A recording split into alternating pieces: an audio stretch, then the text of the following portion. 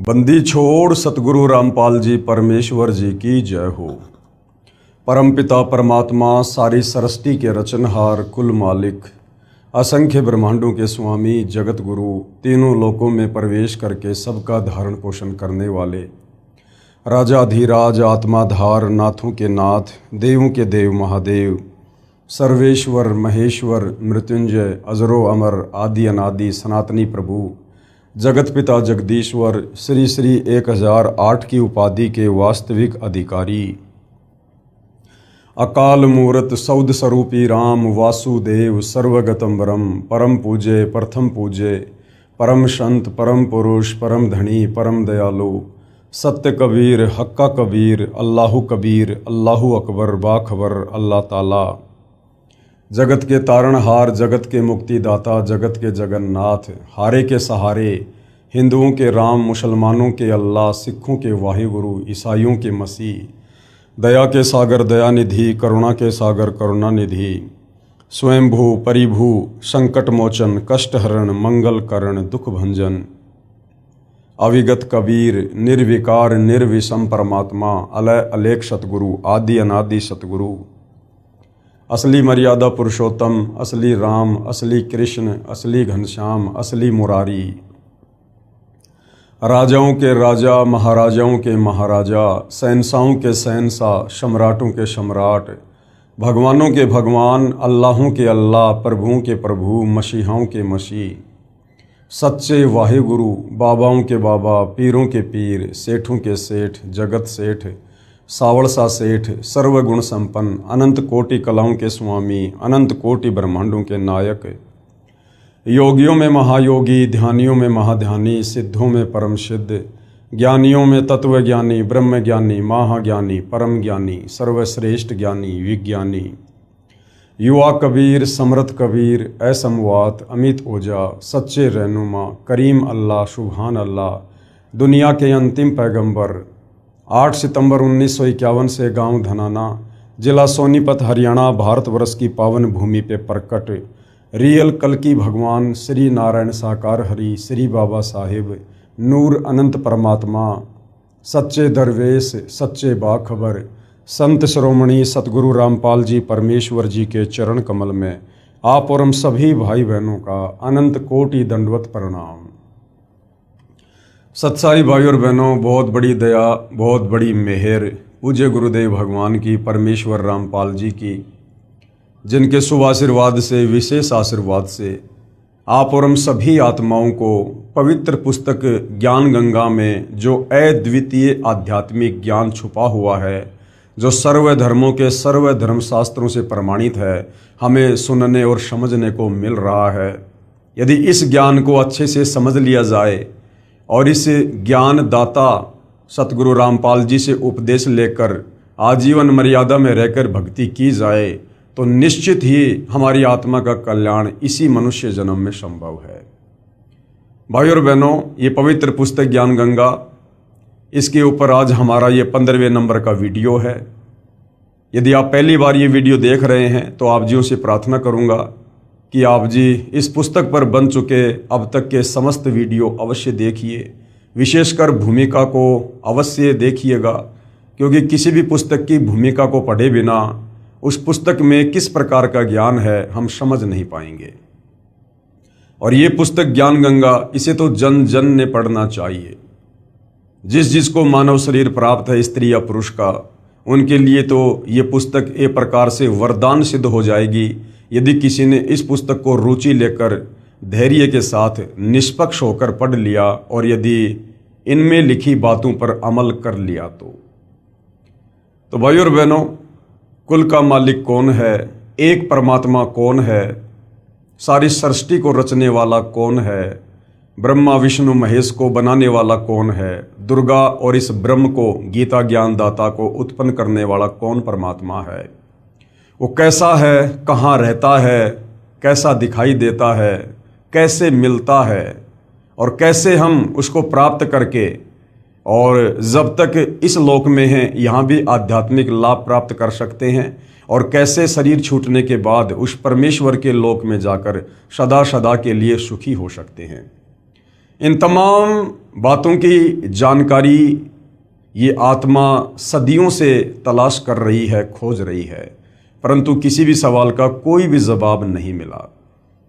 कारण ये था कि हमारे जितने भी आध्यात्मिक गुरु हैं, धर्म गुरु हैं, आचार्य शंकराचार्य हैं, मुल्ला मौलवी हैं, पोप पादरी हैं, पाठी हैं, इन्हें स्वयं तत्व ज्ञान नहीं, इन्हें स्वयं सृष्टि रचना का ज्ञान नहीं, ये लोग कथा करने के अधिकारी नहीं, गुरु पद पर बैठकर किसी को उपदेश देने के अधिकारी नहीं, जिसके चलते ये लोग भगत समाज को भी अध्यात्म के नाम पर केवल झूठ ही बोलते रहे, झूठ ही परोसते रहे। तो भाइयों और बहनों, अब वो समय आ गया है, साक्षात तत्वदर्शी संत के रूप में, जगत गुरु के रूप में, सर्व सृष्टि को रचने वाले और सर्व सृष्टि वासियों का पालन पोषण करने वाले कबीर परमेश्वर धरती पर प्रकट हो चुके हैं। यदि आवश्यकता है तो थोड़ा अध्यात्म में रुचि लेकर और उनके द्वारा लिखी पवित्र पुस्तक को पढ़ने की है, उनके सत्संग सुनने की है। आज हमारा इस पवित्र पुस्तक ज्ञान गंगा के ऊपर, जिसको सतगुरु रामपाल जी ने अपने कर कमल से लिखा है, आज हमारा ये 15वें नंबर का वीडियो है। और प्रत्येक वीडियो में हमें अध्यात्म के विषय में वो अनसुनी बातें, वो अनसुनी सच्चाई सुनने और समझने को मिल रही है, जिसके लिए हम युगों युगों से तड़प रहे थे। ये आत्मा भटक रही थी, परंतु वो वस्तु हमें मिल नहीं पा रही थी। तो भाइयों और बहनों, आज का टॉपिक है कि वो कबीर परमात्मा चारों युगों में आते हैं, यहाँ पर तत्वदर्शी संत की भूमिका करते हैं। आप और हम आत्माओं को अपने तत्व ज्ञान से समझाकर सतलोक ले जाने का प्रयास करते हैं। और जो जो आत्माएं तत्वदर्शी संत रूप में आए हुए कबीर परमेश्वर की शरण ग्रहण करके आजीवन मर्यादा में रहकर भक्ति करती रहती हैं, अंत समय में परमेश्वर उनको अपने साथ अपने निज लोक सतलोक ले जाते हैं। तो सतयुग में कबीर परमेश्वर जी सत सुकृत ऋषि के नाम से प्रकट हुए और किस प्रकार से उन्होंने मनु जैसे विद्वानों को भी, जो लोक वेद के आधार से विद्वान सिद्ध थे, कबीर परमेश्वर जी ने उनको भी वेदों का वास्तविक ज्ञान समझाने का प्रयास किया, सृष्टि रचना से परिचित करवाने का प्रयास किया।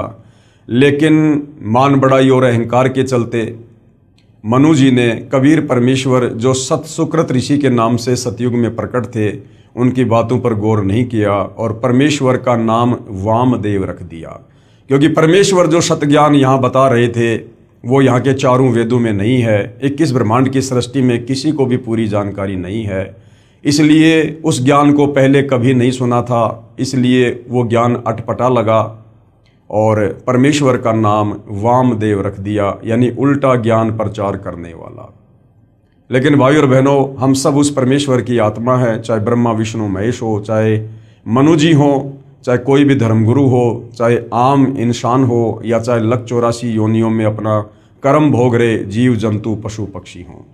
परमेश्वर की कोशिश हमें हर प्रकार से समझा बुझाकर प्यार प्रेम से, साम दाम दंड भेद से भक्ति मार्ग पर लगाने की होती है।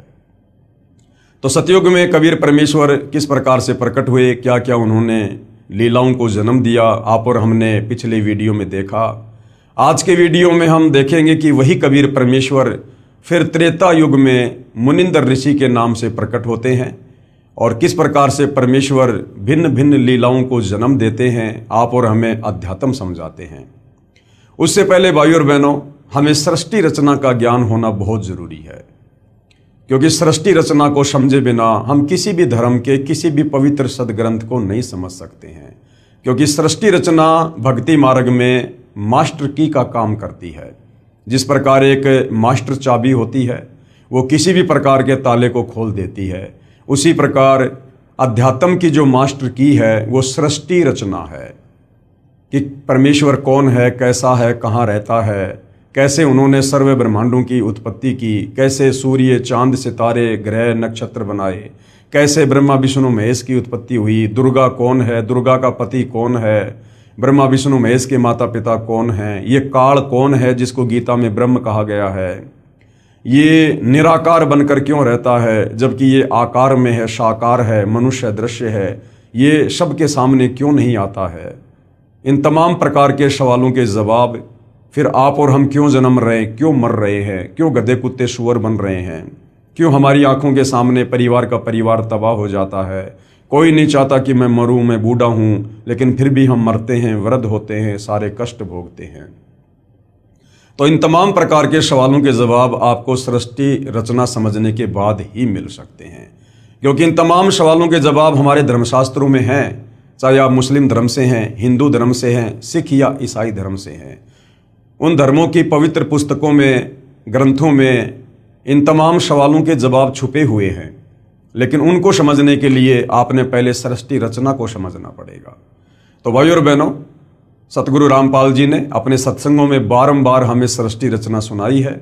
इस पवित्र पुस्तक ज्ञान गंगा में भी उन्होंने सृष्टि रचना का समावेश किया है। सर्व धर्मों के धर्मशास्त्रों से फिर उस सृष्टि रचना को उन्होंने प्रमाणित किया है, जो बिल्कुल सत्य कथा है, नारायण कथा है, अमर कथा है। और इस सृष्टि रचना पर जब तक हमें विश्वास नहीं होगा, तब तक हम भक्ति मार्ग में आगे नहीं बढ़ सकते, हम अध्यात्म में सफल नहीं हो सकते। तो सृष्टि रचना को लेकर पूज्य गुरुदेव भगवान ने बताया कि सर्वप्रथम एक अनामी लोक था। उस अनामी लोक में कबीर परमात्मा स्वयं ही विराजमान थे। उस समय तक उन्होंने कोई भी आत्मा उत्पन्न नहीं की थी। उस परमेश्वर के और भी उपमात्मक नाम थे, सत्य पुरुष, शब्द स्वरूपी राम, अकाल मूरत, परम अक्षर ब्रह्म आदि आदि। उसके बाद कबीर परमेश्वर जी ने नीचे के 3 और अविनाशी लोक रचने का ख्याल किया, विचार किया, और अनामी लोक में बैठकर उस अनामी परमेश्वर ने, क्योंकि अनामी लोक में रहने के कारण कबीर परमेश्वर को अनामी पुरुष भी कहा जाता है, तो कबीर परमेश्वर जी ने अनामी लोक में बैठकर नीचे के 3 और अविनाशी लोकों की रचना की। सबसे पहले अगम लोक की रचना की, उसके बाद अलख लोक की रचना की, और फिर तीसरे नंबर पर सतलोक की रचना की। उसके बाद इन तीनों लोकों में वही कबीर परमेश्वर अपने रूप को रूपांतरण करते हुए सिंहासन पर विराजमान होते हैं। अगम लोक में विराजमान होने के कारण उस कबीर परमेश्वर को अगम पुरुष भी कहा जाता है। फिर अलख लोक में विराजमान होने के कारण उस कबीर परमेश्वर को अलख पुरुष कहा जाता है, और सत्यलोक में सिंहासन पर विराजमान होने के कारण उसी कबीर परमेश्वर को सत्य पुरुष की संज्ञा भी दी जाती है। उसके बाद कबीर परमेश्वर जी ने तीनों लोकों की रचना करके सर्वप्रथम सबसे नीचे के लोक सतलोक में सृष्टि को रचने की योजना बनाई। सर्वप्रथम कबीर परमेश्वर जी ने अपने एक वचन से 16 द्वीपों की रचना की। उसके बाद 16 शब्द उच्चारण किए और 16 पुत्रों की उत्पत्ति की, और अपने प्रत्येक पुत्र को एक एक द्वीप में रहने का आदेश दिया। उसके बाद कबीर परमेश्वर ने सतलोक में मानसरोवर की रचना की और भी काफ़ी रचनाएं की। उसके बाद कबीर परमेश्वर जी ने अपने 12वें नंबर के पुत्र अचिंत से कहा कि बेटा, मैं आपको वचन शक्ति देता हूँ, शब्द शक्ति देता हूँ, आप सतलोक में कुछ रचना करो। अचिंत ने कबीर परमेश्वर से शब्द शक्ति प्राप्त करके एक अक्षर पुरुष की उत्पत्ति की सृष्टि रचना में सहयोग देने के लिए। अक्षर पुरुष सतलोक में बने मानसरोवर में जाकर सो गया, क्योंकि वहाँ पर श्वासों से शरीर नहीं चलता है, वहाँ पर नूरी शरीर है, एक तत्व का शरीर है। मानसरोवर में सो जाने के कारण और गहरी निंद्रा में होने के कारण अक्षर पुरुष कई युगों तक मानसरोवर से बाहर नहीं आया। अचिंत ने कबीर परमेश्वर से प्रार्थना की कि हे परमेश्वर, सृष्टि की रचना नहीं हो पा रही है, क्योंकि अक्षर पुरुष मानसरोवर में जाकर सो गया है और मैं उसे नहीं जगा पा रहा। तब कबीर परमेश्वर ने कहा कि बेटा, तुम सृष्टि रचना करने में सक्षम भी नहीं हो, समर्थ का काम उसी को साजे और करे तुम मूर्ख बाजे। तुम्हें एक छोटा सा ट्रेलर दिखाया गया था ताकि आगे चलकर मेरे द्वारा की जाने वाली किसी भी रचना में तुम किसी भी प्रकार से बाधक ना बनो, तुम्हें अपनी औकात का पता रहे। उसी समय कबीर परमेश्वर ने उस मानसरोवर के जल को अपने हाथ में लिया, अपनी वचन शक्ति से एक अंडा बनाया, उस अंडे में अपनी वचन शक्ति से एक आत्मा प्रवेश की और अक्षर पुरुष को जगाने के लिए अंडा मानसरोवर में छोड़ दिया। अंडा मानसरोवर में नीचे चला गया। अंडे की गड़गड़ाहट की आवाज़ से अक्षर पुरुष की निंद्रा भंग हुई। निंद्रा भंग होते ही अक्षर पुरुष ने गुस्से से अंडे की तरफ देखा और गुस्से के कारण अंडा दो भाग हो गया, यानी फूट गया। उसमें से एक आत्मा निकली जिसको ज्योति निरंजन का नाम दिया गया, क्योंकि जिस समय अंडे से वो आत्मा निकली थी उसमें तेज था, उसमें नूर था। उसी समय कबीर परमेश्वर जी ने आकाशवाणी की कि अक्सर पुरुष, आप निंद्रा में थे, आपको जगाने के लिए ये सारी क्रिया की गई है, आप दोनों मानसरोवर से बाहर आ जाओ। उसी समय दोनों आत्मा ज्योति निरंजन और अक्सर पुरुष मानसरोवर से बाहर आ जाते हैं और कबीर परमेश्वर ने कहा कि आप दोनों आत्मा, आप अचिंत के द्वीप में उसके साथ रहो। परमेश्वर की आज्ञा प्राप्त करके ज्योति निरंजन और अक्सर पुरुष दोनों अपने बड़े भाई अचिंत के द्वीप में उसके साथ रहने लगे। उसके बाद कबीर परमेश्वर जी ने सतलोक में और बहुत सारी अनंत आत्माओं की अपने वचन से उत्पत्ति की और बहुत सारी रचना की।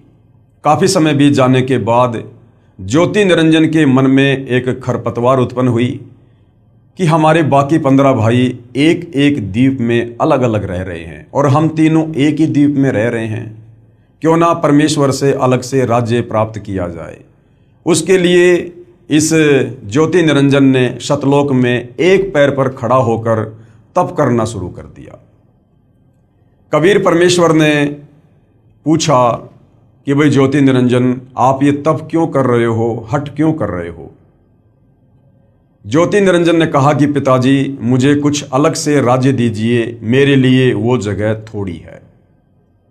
और जिस समय भाइयों और बहनों ये ज्योति निरंजन सतलोक में एक पैर पर खड़ा होकर तप कर रहा था, उस समय आज आप और हम जितनी भी आत्माएं इस मृत लोक में, इस 21 ब्रह्मांड में, ब्रह्मा विष्णु महेश से लेकर आप और हम जैसे आम इंसान, 184 योनियों के जलचर, थलचर, नभचर जितने भी प्राणी हैं, गंदी नाली के कीड़े से लेकर ब्रह्मा विष्णु महेश तक, जो आज हम यहाँ पर दुख भोग रहे हैं, नरक भोग रहे हैं, जन्म और मरण के रोग में हैं, 184 योनियों का कष्ट भोग रहे हैं, हम सभी आत्माएं उस समय तप कर रहे उस ज्योति निरंजन के ऊपर आसक्त हो गए। कबीर परमात्मा ने हमें बीच बीच में बहुत सावधान किया कि बच्चों, ये नादान है, इसकी नादानी को मत देखो, ये अपने कर्म फोड़ रहा है। आप आत्माओं को किस बात की कमी है? आपको सर्व सुख है, सर्व सुविधा है, आप अपनी भक्ति करो, प्रेम से आराम से रहो, इस नादान की नादानी को मत देखो। हम आत्माएं ऊपर से तो सावधान हो गई, परंतु अंदर से जो कशक थी वो ज्यों की त्यों ज्योति निरंजन के प्रति बनी रही। कबीर परमेश्वर ने देख लिया कि भाई बार बार समझाने के बावजूद भी ये अपनी हरकतों से बाज नहीं आ रहे हैं, ये पतिव्रता पद से नीचे गिर चुके हैं, इनकी आस्था अपने परमेश्वर से हटकर और एक अपने जैसे 2 कोड़ी के जीव के ऊपर अधिक होती जा रही है। इसलिए कबीर परमेश्वर ने सोचा कि अब ये आत्मा सतलोक में रहने के लायक नहीं है। उधर से जब सत्ययुग ज्योति निरंजन ने तप पूरा कर लिया तो कबीर परमेश्वर ने कहा, भाई आपको क्या चाहिए? ज्योति निरंजन ने कहा, पिताजी मुझे अलग से राज्य दे दीजिए।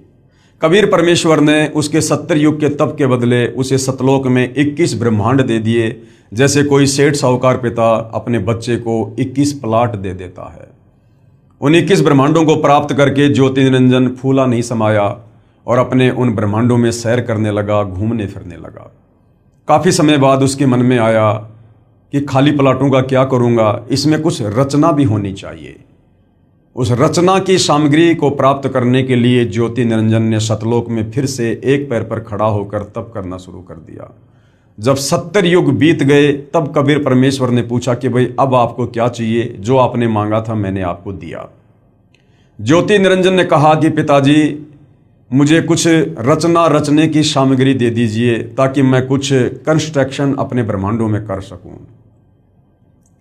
उस समय ये 5 तत्व और 3 गुण ये कबीर परमेश्वर के सबसे बड़े पुत्र कूरम के मुकुट में सूक्ष्म रूप में बीज रूप में थे। कबीर परमेश्वर जी ने ज्योति निरंजन से कहा कि आप अपने बड़े भाई कूरम के पास जाओ, बड़े ही प्यार से, बड़े ही अदब से आप उससे ये सामग्री मांगना, मेरा नाम लेकर, मेरा आदेश बताकर वो तुझे प्रदान कर देगा। ज्योति निरंजन अपने बड़े भाई कूरम के पास जाता है रचना सामग्री प्राप्त करने के लिए। कूरम उस समय समाधि में था, ध्यान में था, भक्ति में लीन था। वहाँ जाकर ज्योति निरंजन ने आवाज़ दी कि भैया मुझे पिताजी ने भेजा है तुम्हारे पास में सृष्टि को रचने की सामग्री है वो मुझे चाहिए। लेकिन कूरम ध्यान में था, उसकी बात को नहीं सुन पाया। उधर से ज्योति निरंजन ने अपना धैर्य खो दिया और कूरम को जगाने के लिए उसके मुकुट को हिलाया। जैसे ही कूरम के मुकुट को हिलाया, उसमें से 3 गुण निकले, रजगुण, सतगुण और तमगुण। इन तीनों को प्राप्त करके ज्योति निरंजन बड़ा प्रसन्न हुआ और सोचा इसके मुकुट में तो और भी बहुत कुछ होगा। फिर से उसके मुकुट को हिलाया तो उसमें से 5 तत्व निकले, पृथ्वी, अग्नि, जल, वायु, आकाश। ये बीज रूप में थे, सूक्ष्म रूप में थे। इतने में कूरम समाधि से बाहर आता है और कहता कि आप ये क्या कर रहे हो। ज्योति निरंजन ने कहा कि मुझे पिताजी ने आज्ञा दी है और मुझे ये रचना सामग्री प्राप्त करनी थी। तो कूरम ने कहा कि ये तो बहुत कीमती वस्तु है और मुझे सत्य पुरुष ने दी है, मुझे पिताजी ने दी है, कबीर परमेश्वर ने दी है और उनकी आज्ञा के बिना मैं ये किसी और को नहीं दे सकता। आप थोड़ा सा धैर्य धारण करो, मैं अभी पिताजी से आज्ञा प्राप्त करता हूँ। लेकिन काल ने एक नहीं सुनी और उसी समय वहाँ से वो निकल लिया। कूरम थोड़ा नाराज हुआ और परमेश्वर जी को सारी बात ध्यान के माध्यम से बताई। उसी समय कबीर परमेश्वर जी ने कहा कि बेटा, छोटे गलती किया करते हैं, बड़े माफ़ किया करते हैं। वो नादान है और उसके लोक में कभी भी शांति नहीं रहेगी। घर घर में लड़ाई झगड़ा, मन मुटाव, छल कपट इसी प्रकार से रहेगा। कूरम शांत हो गया। ज्योति निरंजन सारी रचना की सामग्री को प्राप्त करके अपने 21 ब्रह्मांडों में आता है और काफ़ी कुछ रचना करता है।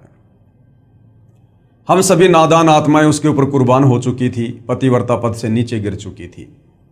कुछ समय बाद ज्योति निरंजन ने देखा कि मैंने बहुत सारा निर्माण कार्य भी कर लिया है, लेकिन मेरे अकेले का मन नहीं लग रहा, कुछ आत्मा हो तो बात बने। ये सोचकर ज्योति निरंजन ने फिर से सतलोक में 64 युग तप किया। 64 युग तप करने के बाद कबीर परमेश्वर जी ने कहा कि भाई ज्योति निरंजन, आपको जो चाहिए था वो मिल गया, अब और क्या चाहिए, आप ये क्यों हट कर रहे हो। ज्योति निरंजन ने कहा, पिताजी मुझे कुछ आत्मा दे दो, मेरा अकेले का मन नहीं लगता। कबीर परमेश्वर ने कहा कि बेटा, तेरे तप के बदले अगर तुझे और ब्रह्मांड चाहिए तो मैं दे सकता हूँ, परंतु ये मेरे बच्चे हैं, मेरी आत्मा हैं, ये मेरे वचन से, मेरे शब्द से, मेरे शरीर से उत्पन्न हैं, इनको मैं किसी भी कीमत पर नहीं दे सकता हूँ। हाँ, यदि कोई तेरे साथ स्वेच्छा से जाना चाहे तो मैं आज्ञा दे सकता हूँ। कबीर परमेश्वर को पता था कि इन सब की आस्था इस ज्योति निरंजन में ज़्यादा हो चुकी है, अब ये सतलोक में रहने के योग्य नहीं है। और ये ज्योति निरंजन भी हमें बार बार कहा करता था कि मैंने पिताजी से ऐसे ऐसे 21 ब्रह्मांड प्राप्त कर लिए हैं, मैंने बहुत ही बढ़िया वहाँ पर रचना की है, हम वहाँ पर मौज किया करेंगे, सुख भोगा करेंगे, क्या तुम मेरे साथ चलोगे। हम कहा करते थे कि भाई अवश्य चलेंगे यदि पिताजी आज्ञा दे दें। तो ज्योति निरंजन ने कहा कि पिताजी, कुछ आत्माएं हैं जो मेरे साथ जाना चाहती हैं। परमेश्वर ने कहा ठीक है भाई, मेरे सामने स्वीकृति दिलवा दे, मैं उनको भेज दूंगा। ज्योति निरंजन और कबीर परमेश्वर हम सभी आत्माओं के पास आते हैं और परमेश्वर जी कहते हैं कि भाई कौन कौन हंस आत्मा है जो इस ज्योति निरंजन के साथ इसके 21 ब्रह्मांडों में जाना चाहती है। चारों तरफ सन्नाटा छा गया, किसी की बोलने की हिम्मत नहीं हुई। तो कबीर परमेश्वर ने कहा, भाई ज्योति निरंजन, आप तो कह रहे थे कि कुछ आत्माएं मेरे साथ जाना चाहती हैं, यहाँ तो कोई कुछ नहीं बोल रहा। इतने में एक आत्मा ने सर्वप्रथम हाथ खड़ा किया और कहा, पिताजी मैं जाना चाहता हूँ। उस आत्मा की देखा देखी फिर असंख्य आत्माओं ने हाथ खड़े कर दिए कि कहीं सारी लूट, सारी मौज 21 ब्रह्मांडों में ये अकेला ही ना लूट ले। असंख्य आत्माओं ने हाथ खड़े कर दिए। कबीर परमेश्वर ने कहा, ठीक है भाई ज्योति निरंजन, आप अपने 21 ब्रह्मांडों में जाइएगा, मैं इन तमाम आत्माओं को तुम्हारे पास अपने हिसाब से भेज दूंगा। ज्योति निरंजन अपने 21 ब्रह्मांडों में चला जाता है। पीछे से कबीर परमेश्वर ने सर्वप्रथम जिस हंस आत्मा ने काल के साथ जाने के लिए हाथ खड़ा किया था, उसकी एक युवा लड़की बनाया, सुंदर लड़की बनाया। और हम जितनी भी आत्माएं थी, तमाम आत्माओं को परमेश्वर जी ने सूक्ष्म रूप में उस लड़की के अंतःकरण में डाल दिया, जिसका नाम उन्होंने अष्टंगी रखा, आस्ट्रा रखा, आदि माया रखा, जिसको आगे चलकर दुर्गा भी कहा गया। वही शेरा वाली माता दुर्गा। हम सभी आत्माओं को दुर्गा के अंतःकरण में सूक्ष्म रूप में डाल दिया और कहा, बेटी मैंने तुझे सब शक्ति दे दी है, जितनी आत्मा ज्योति निरंजन कहेगा तू उत्पन्न कर सकती है।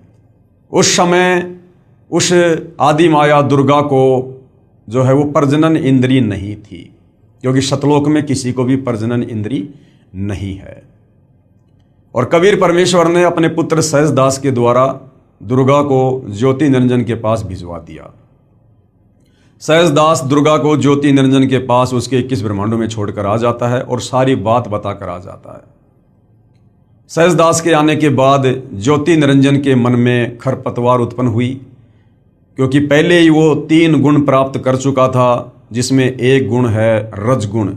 रजगुण के प्रभाव से वो विषय वासनाओं से ग्रस्त हुआ और लड़की के युवा रंग रूप को देखकर उस पर आसक्त हो गया और उसके साथ में बलात्कार करने का प्रयास करने लगा। दुर्गा ने कहा कि भाई आप ऐसा जुल्म ना करो, आप मेरे बड़े भाई हो, आपको परमेश्वर ने पहले अंडे से उत्पन्न किया है, बाद में हमें अपने वचन से किया है, आप मेरे बड़े भाई हो, भाई बहन का ये दुष्कर्म बहुत बड़ा पाप होगा। मेरे पास में सबद शक्ति है, आप जितनी आत्मा चाहोगे मैं उत्पन्न कर दूंगी। परंतु विषय वासनाओं से बहुत अधिक प्रभावित होकर इस ज्योति निरंजन ने दुर्गा की एक भी बात नहीं सुनी और अपने नाखूनों से जबरदस्ती अपनी सिद्धि से दुर्गा को स्त्री इंद्री लगाने का प्रयास किया। दुर्गा ने सूक्ष्म रूप बनाया और इस ज्योति निरंजन के मुख के माध्यम से उसके पेट में जाकर शरण ली और वहां से फिर कबीर परमेश्वर को याद किया कि हे पिताजी मेरी रक्षा करो। कबीर परमेश्वर वहां अपने पुत्र जोगजीत, जिसको योग संताइन भी कहते हैं, जो परमेश्वर के 16वें नंबर का पुत्र है, उसका रूप बनाकर वहां पर प्रकट होते हैं। और कबीर परमेश्वर जी इस ज्योति निरंजन से कहते हैं कि भाई ज्योति निरंजन तूने बहुत बड़ी गलती की है, सतलोक में ऐसा गंदा कर्म करने की सोच रखने वाले को भी नहीं रखा जा सकता। मैं श्राप देता हूं आज के बाद तेरा नाम काल होगा। इतना कहते ही उसका पूरा शरीर काला हो गया, उसके लंबे लंबे दांत, ओछा माथा, विकराल चेहरा, और कहा कि आज के बाद तू 1,00,000 मानव शरीरधारी आत्माओं के सूक्ष्म शरीर से निकली वासना को, गंध को, मैल को खाया करेगा। ये मैं तुझे श्राप देता हूं और इसी समय मेरे आदेश से तू अपने 21 ब्रह्मांडों को लेकर सतलोक से दूर चला जा। उसी समय विमान की तरह 21 ब्रह्मांड चल पड़े और सतलोक से 16 शंख कोश की दूरी पर आकर परमेश्वर की वचन शक्ति से, वैज्ञानिक जिसको गुरुत्वाकर्षण शक्ति कहते हैं, स्थिर हो गए और ये 5 तत्व, 3 गुण अपनी अपनी जगह पर स्थिर हो गए। सतलोक से 16 शंख कोश की दूरी पर आने के बाद इस ज्योति निरंजन ने दुर्गा से कहा कि दुर्गा अब मैं अपनी मनमानी करूंगा, अब मेरा कौन क्या बिगाड़ लेगा, मुझे जो सजा मिलनी थी मिल चुकी है। और दुर्गा के साथ में जबरदस्ती करने का प्रयास करने लगा। दुर्गा ने फिर समझाया कि भाई देख, सर्वप्रथम तो तू मेरा बड़ा भाई है, मैं तेरी छोटी बहन हूं, उसके बाद मैं तेरे पेट से बाहर आई हूं, मैं तेरी बेटी हुई, बाप बेटी का, भाई बहन का ये कुक्रम महापाप का भागी होगा, आप ऐसा ना करो। मेरे पास वचन शक्ति है परमेश्वर की दी हुई, कबीर भगवान की, आप जितनी आत्मा चाहोगे मैं उत्पन्न कर दूंगी। परंतु रजोगुण के प्रभाव से प्रभावित होने के चलते इसने दुर्गा की एक नहीं सुनी और इसने दुर्गा के साथ में शादी की, पति पत्नी व्यवहार किया और इसने 3 पुत्रों की उत्पत्ति की। सबसे बड़े का नाम ब्रह्मा रखा, उससे छोटे का विष्णु, तीसरे नंबर वाले का शंकर, और तीनों को एक एक गुण से युक्त कर दिया। और इसने अपने इन 21 ब्रह्मांडों को 4 महाब्रह्मांडों में सेट कर दिया। एक महाब्रह्मांड में इसने 5 ब्रह्मांडों को सेट किया और एक महाब्रह्मांड के बराबर एक ब्रह्मांड में ये स्वयं ऊपर रहता है, जिसको ब्रह्मलोक कहते हैं, जहाँ पर इसने तपतशिला बना रखी है, जहाँ ये प्रतिदिन 1,00,000 मानव शरीरधारी आत्मा, स्त्री या पुरुष जो मरते हैं, उनके सूक्ष्म शरीर से निकली वासना को वहाँ पर भून भून के खाता है। और उसके बाद तीनों पुत्रों को इस काल ने अचेत कर दिया। एक पुत्र को इसने, जो सबसे बड़ा है ब्रह्मा, उसको कमल के फूल के ऊपर अचेत करके लेटा दिया। दूसरे वाले पुत्र विष्णु को शेषनाग की सैया के ऊपर अचेत करके लेटा दिया। तीसरे नंबर के पुत्र शिवजी को, शंकर को इसने कैलाश पर्वत पर अचेत करके बैठा दिया और दुर्गा से कहा कि दुर्गा, तुम इनकी अचेत अवस्था में तुम इनकी परवरिश करो और मेरे आदेश से तुम इनको चेतना में लाना। उसके बाद इस काल ने दुर्गा से कहा कि दुर्गा, 3 पुत्रों की उत्पत्ति हो चुकी है, तीनों पुत्र एक एक गुण युक्त हो चुके हैं। अब तुम इन तीनों पुत्रों के माध्यम से आगे सृष्टि की रचना करो, मेरे भोजन की व्यवस्था करो, जीवों की उत्पत्ति करो। और काल ने कहा कि आज के बाद मैं किसी को भी दर्शन नहीं दूंगा। दुर्गा ने कहा, क्या तुम अपने तीनों पुत्रों को भी दर्शन नहीं दोगे? तो ब्रह्म, गीता जी में जिसको ब्रह्म कहा गया है, ये ज्योति निरंजन काल, इसको क्षर पुरुष भी कहते हैं। क्षर का मतलब होता है नाशवान, जिसका जन्म और मरण हो। तो इस ब्रह्म अर्थात काल ने कहा कि मैं अपने तीनों पुत्रों को भी दर्शन नहीं दूंगा, ये मेरी मजबूरी है। यदि मैंने इनको दर्शन दे दिए तो ये मेरे वास्तविक रूप से परिचित हो जाएंगे और फिर ये सवाल करेंगे कि आपका इतना भूंडा चेहरा कैसे है। और सच पता चलने पर कि मुझे रोजाना 1 लाख मानव शरीरधारी आत्माओं को खाना पड़ता है, तो ये कभी भी मेरे लिए संतान उत्पत्ति नहीं करेंगे, जीवों की उत्पत्ति नहीं करेंगे, इस पाप में भागी नहीं बनेंगे। तो ये अपने पुत्रों को भी दर्शन नहीं देता है। और इसने दुर्गा से कहा कि दुर्गा, अब तुम तीनों पुत्रों को सचेत करो। दुर्गा ने तीनों पुत्रों को सचेत किया और तीनों को आपस में इकट्ठा किया और काल के आदेश से दुर्गा तीनों पुत्रों को समुद्र मंथन पर लेकर गई। समुद्र मंथन पर ले जाकर सर्वप्रथम काल ने वहाँ पर 4 वेद जो है वो प्रकट किए और काल के आदेश से दुर्गा ने 4 वेद ब्रह्मा जी को दे दिए। ब्रह्मा जी ने जब वेदों को पढ़ा तो पता चला कि कोई और है ब्रह्म, कोई ब्रह्म है, वो सहशरीर है, तेजोमय शरीर है। उससे पहले जब ये ब्रह्मा दुर्गा से पूछा करता था कि हमारा पिता कौन है, तो ये दुर्गा काल के डर से सच नहीं बताती थी और कह देती थी कि बेटा मैं तेरी माँ हूँ, मैं तेरा पिता हूँ। लेकिन जब ब्रह्मा जी ने वेदों में पढ़ा कि कोई और ब्रह्म है जो आकार में है, साकार है, मनुष्य जैसा है, उसको प्राप्त किया जा सकता है, तो ब्रह्मा ने कहा कि माँ मुझे तेरी बातों पर अब यकीन नहीं है। पहले जब मैं पूछा करता था हमारा पिता कौन है तो आप कहती थी कि मैं ही तेरा पिता हूँ। अब जब मैंने वेद पढ़ लिए, वेदों में लिखा है, अब मैं पूछ रहा हूँ तो आप कह रहे हो कि तुम्हारा पिता है लेकिन वो दर्शन नहीं देगा। माँ मुझे आपकी इस बात पर यकीन नहीं है, मैं तो अपने पिता के दर्शन करके रहूँगा। दुर्गा ने कहा यदि तुझे तेरे पिता ने दर्शन नहीं दिए तो क्या करेगा? ब्रह्मा ने कहा कि मैं आपको शक्ल भी नहीं दिखाऊंगा। ये कहकर ब्रह्मा जी उत्तर दिशा की तरफ अपने पिता के दर्शन करने के लिए समाधि लगाने के लिए चले गए। ब्रह्मा जी ने 4 युगों तक समाधि लगाई लेकिन काल ने दर्शन नहीं दिए। उधर से काल ने आकाशवाणी की कि दुर्गा, सृष्टि की रचना क्यों नहीं हो रही, जीवों की उत्पत्ति क्यों नहीं हो रही है? तुझे पता है ना मुझे 1 लाख मानव शरीरधारी आत्माओं को खाने का श्राप लगा हुआ है। दुर्गा ने कहा कि सृष्टि की रचना कैसे हो? आपका बड़ा बेटा ब्रह्मा आपकी खोज करने के लिए, दर्शन करने के लिए गया हुआ है, समाधि लगा के बैठा है। काल ने कहा दुर्गा उस तक सूचना पहुंचाओ कि मैं उसको दर्शन नहीं दूंगा। दुर्गा ने अपनी सबद शक्ति से एक लड़की उत्पन्न की जिसका नाम गायत्री रखा और कहा बेटी किसी भी तरह से अपने बड़े भाई ब्रह्मा जी को लेकर आ। गायत्री जाती है और देखती है कि ब्रह्मा तो समाधि लगाकर बैठा है।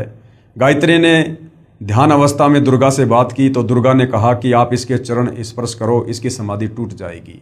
गायत्री ने वैसा ही किया, ब्रह्मा जी के चरण स्पर्श किए, ब्रह्मा जी का ध्यान भंग हुआ।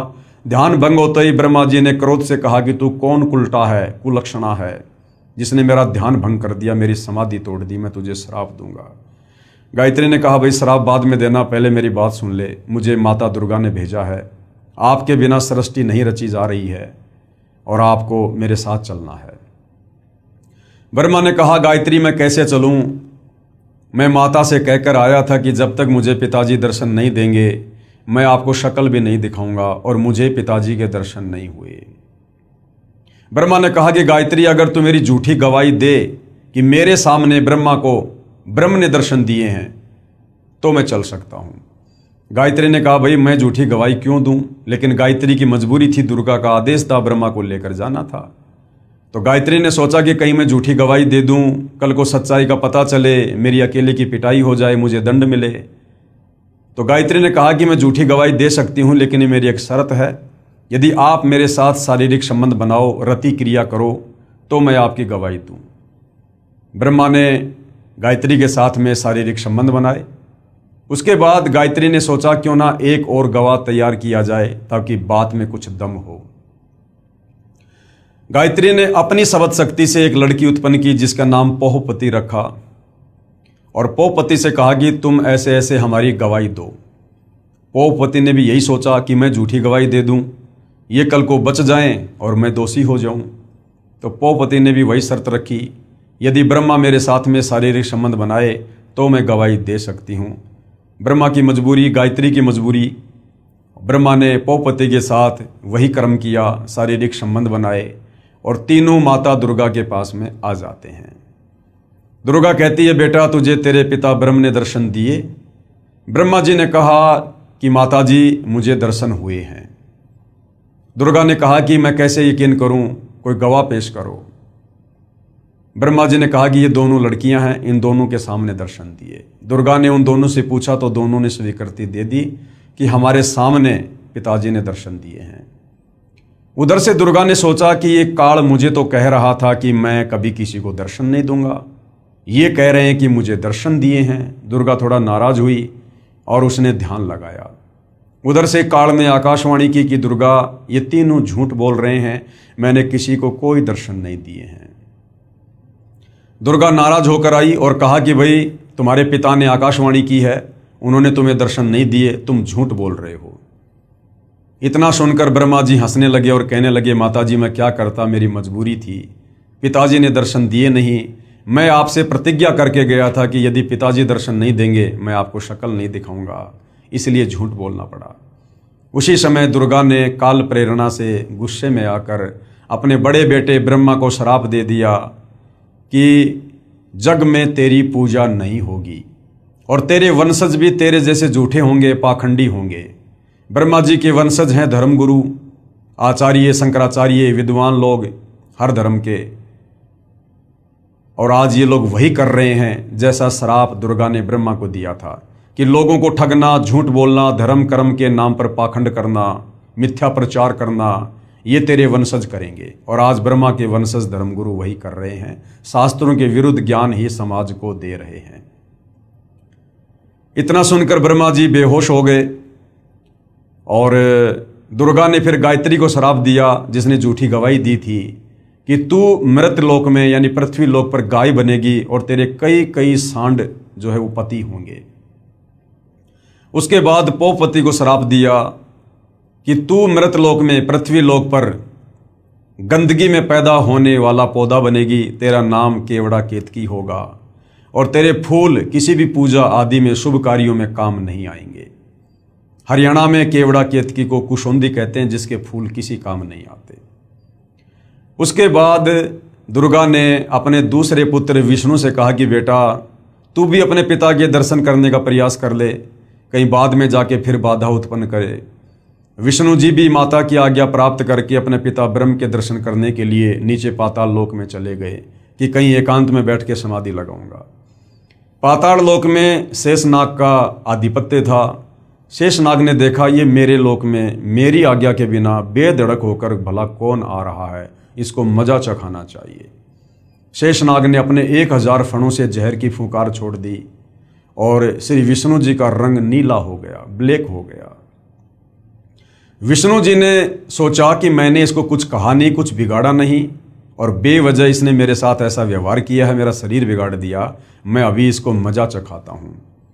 जैसे ही विष्णु आगे बढ़े, उधर से काल ने आकाशवाणी की कि बेटा विष्णु अभी तू इसको कुछ मत बोल, इसका बदला मैं तुझे द्वापर युग में दूंगा, जब तू श्री कृष्ण रूप में जाएगा अवतार धारण करके।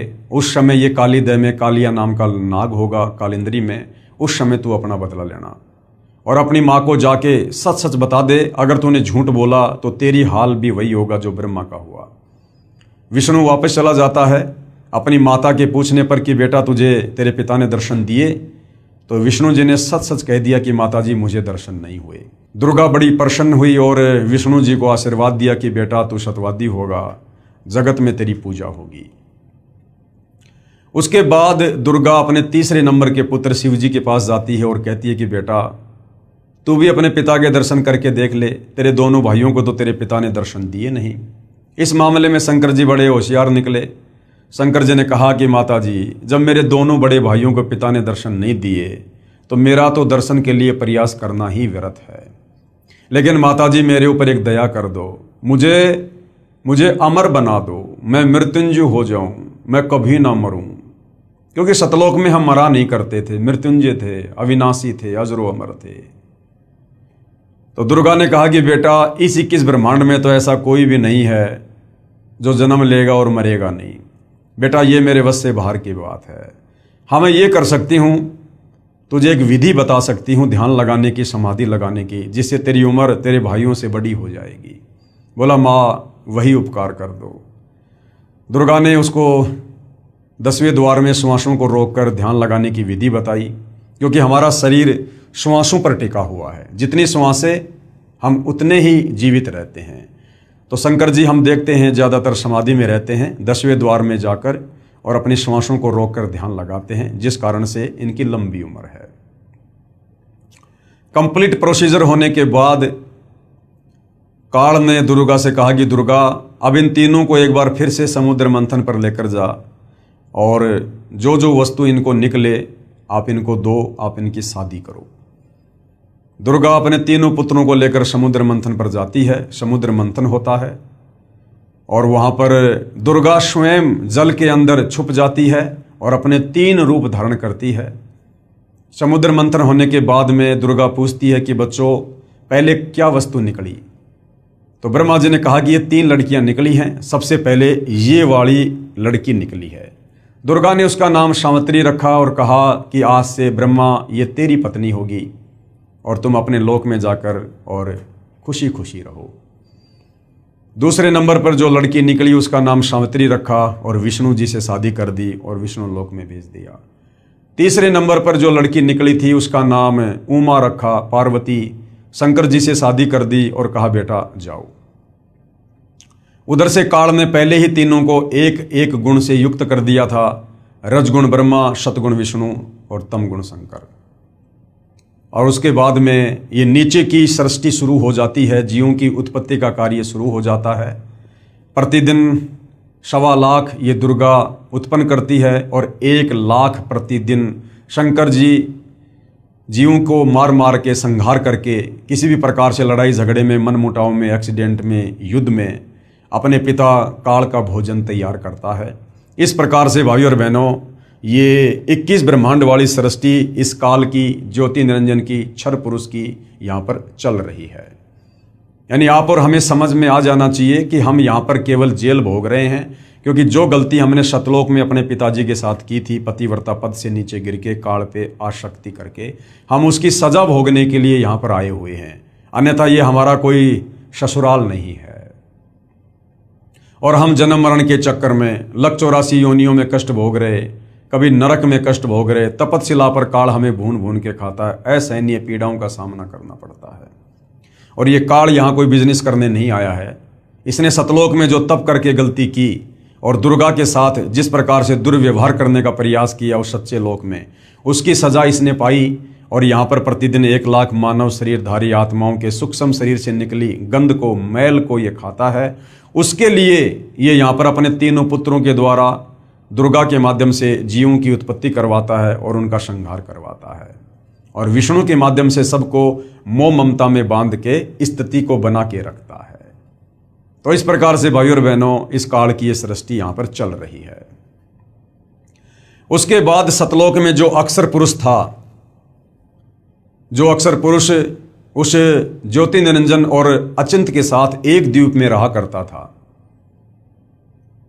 अक्षर पुरुष के मन में आया कि क्षर पुरुष यहां से जा चुका है, ज्योति निरंजन यहां से जा चुका है 21 ब्रह्मांड लेके, और वो तो बहुत ज्यादा मौज मस्ती कर रहा होगा, बड़े सुख भोग रहा होगा, बड़े आनंद में होंगे लोग जो उसके साथ गए हैं। ये सोचकर अक्षर पुरुष ने भी सतलोक में जो भक्ति करते हैं, सार नाम का जाप करते हैं, सार नाम का जाप भी किया और साथ में चिंतित रहने लगा, व्याकुल रहने लगा अपने साथी ज्योति निरंजन की याद में।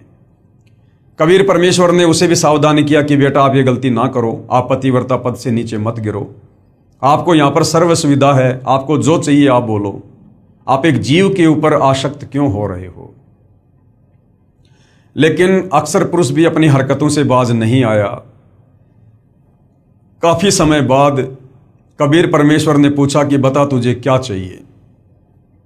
अक्सर पुरुष ने कहा कि पिताजी मुझे भी अलग से राज्य प्रदान कर दो। कबीर परमेश्वर ने अक्सर पुरुष को 7 शंख ब्रह्मांड दे दिए। नील शंख, 7 शंख ब्रह्मांड, 7 शंख ब्रह्मांडों को प्राप्त करके अक्सर पुरुष भी बड़ा प्रसन्न हुआ।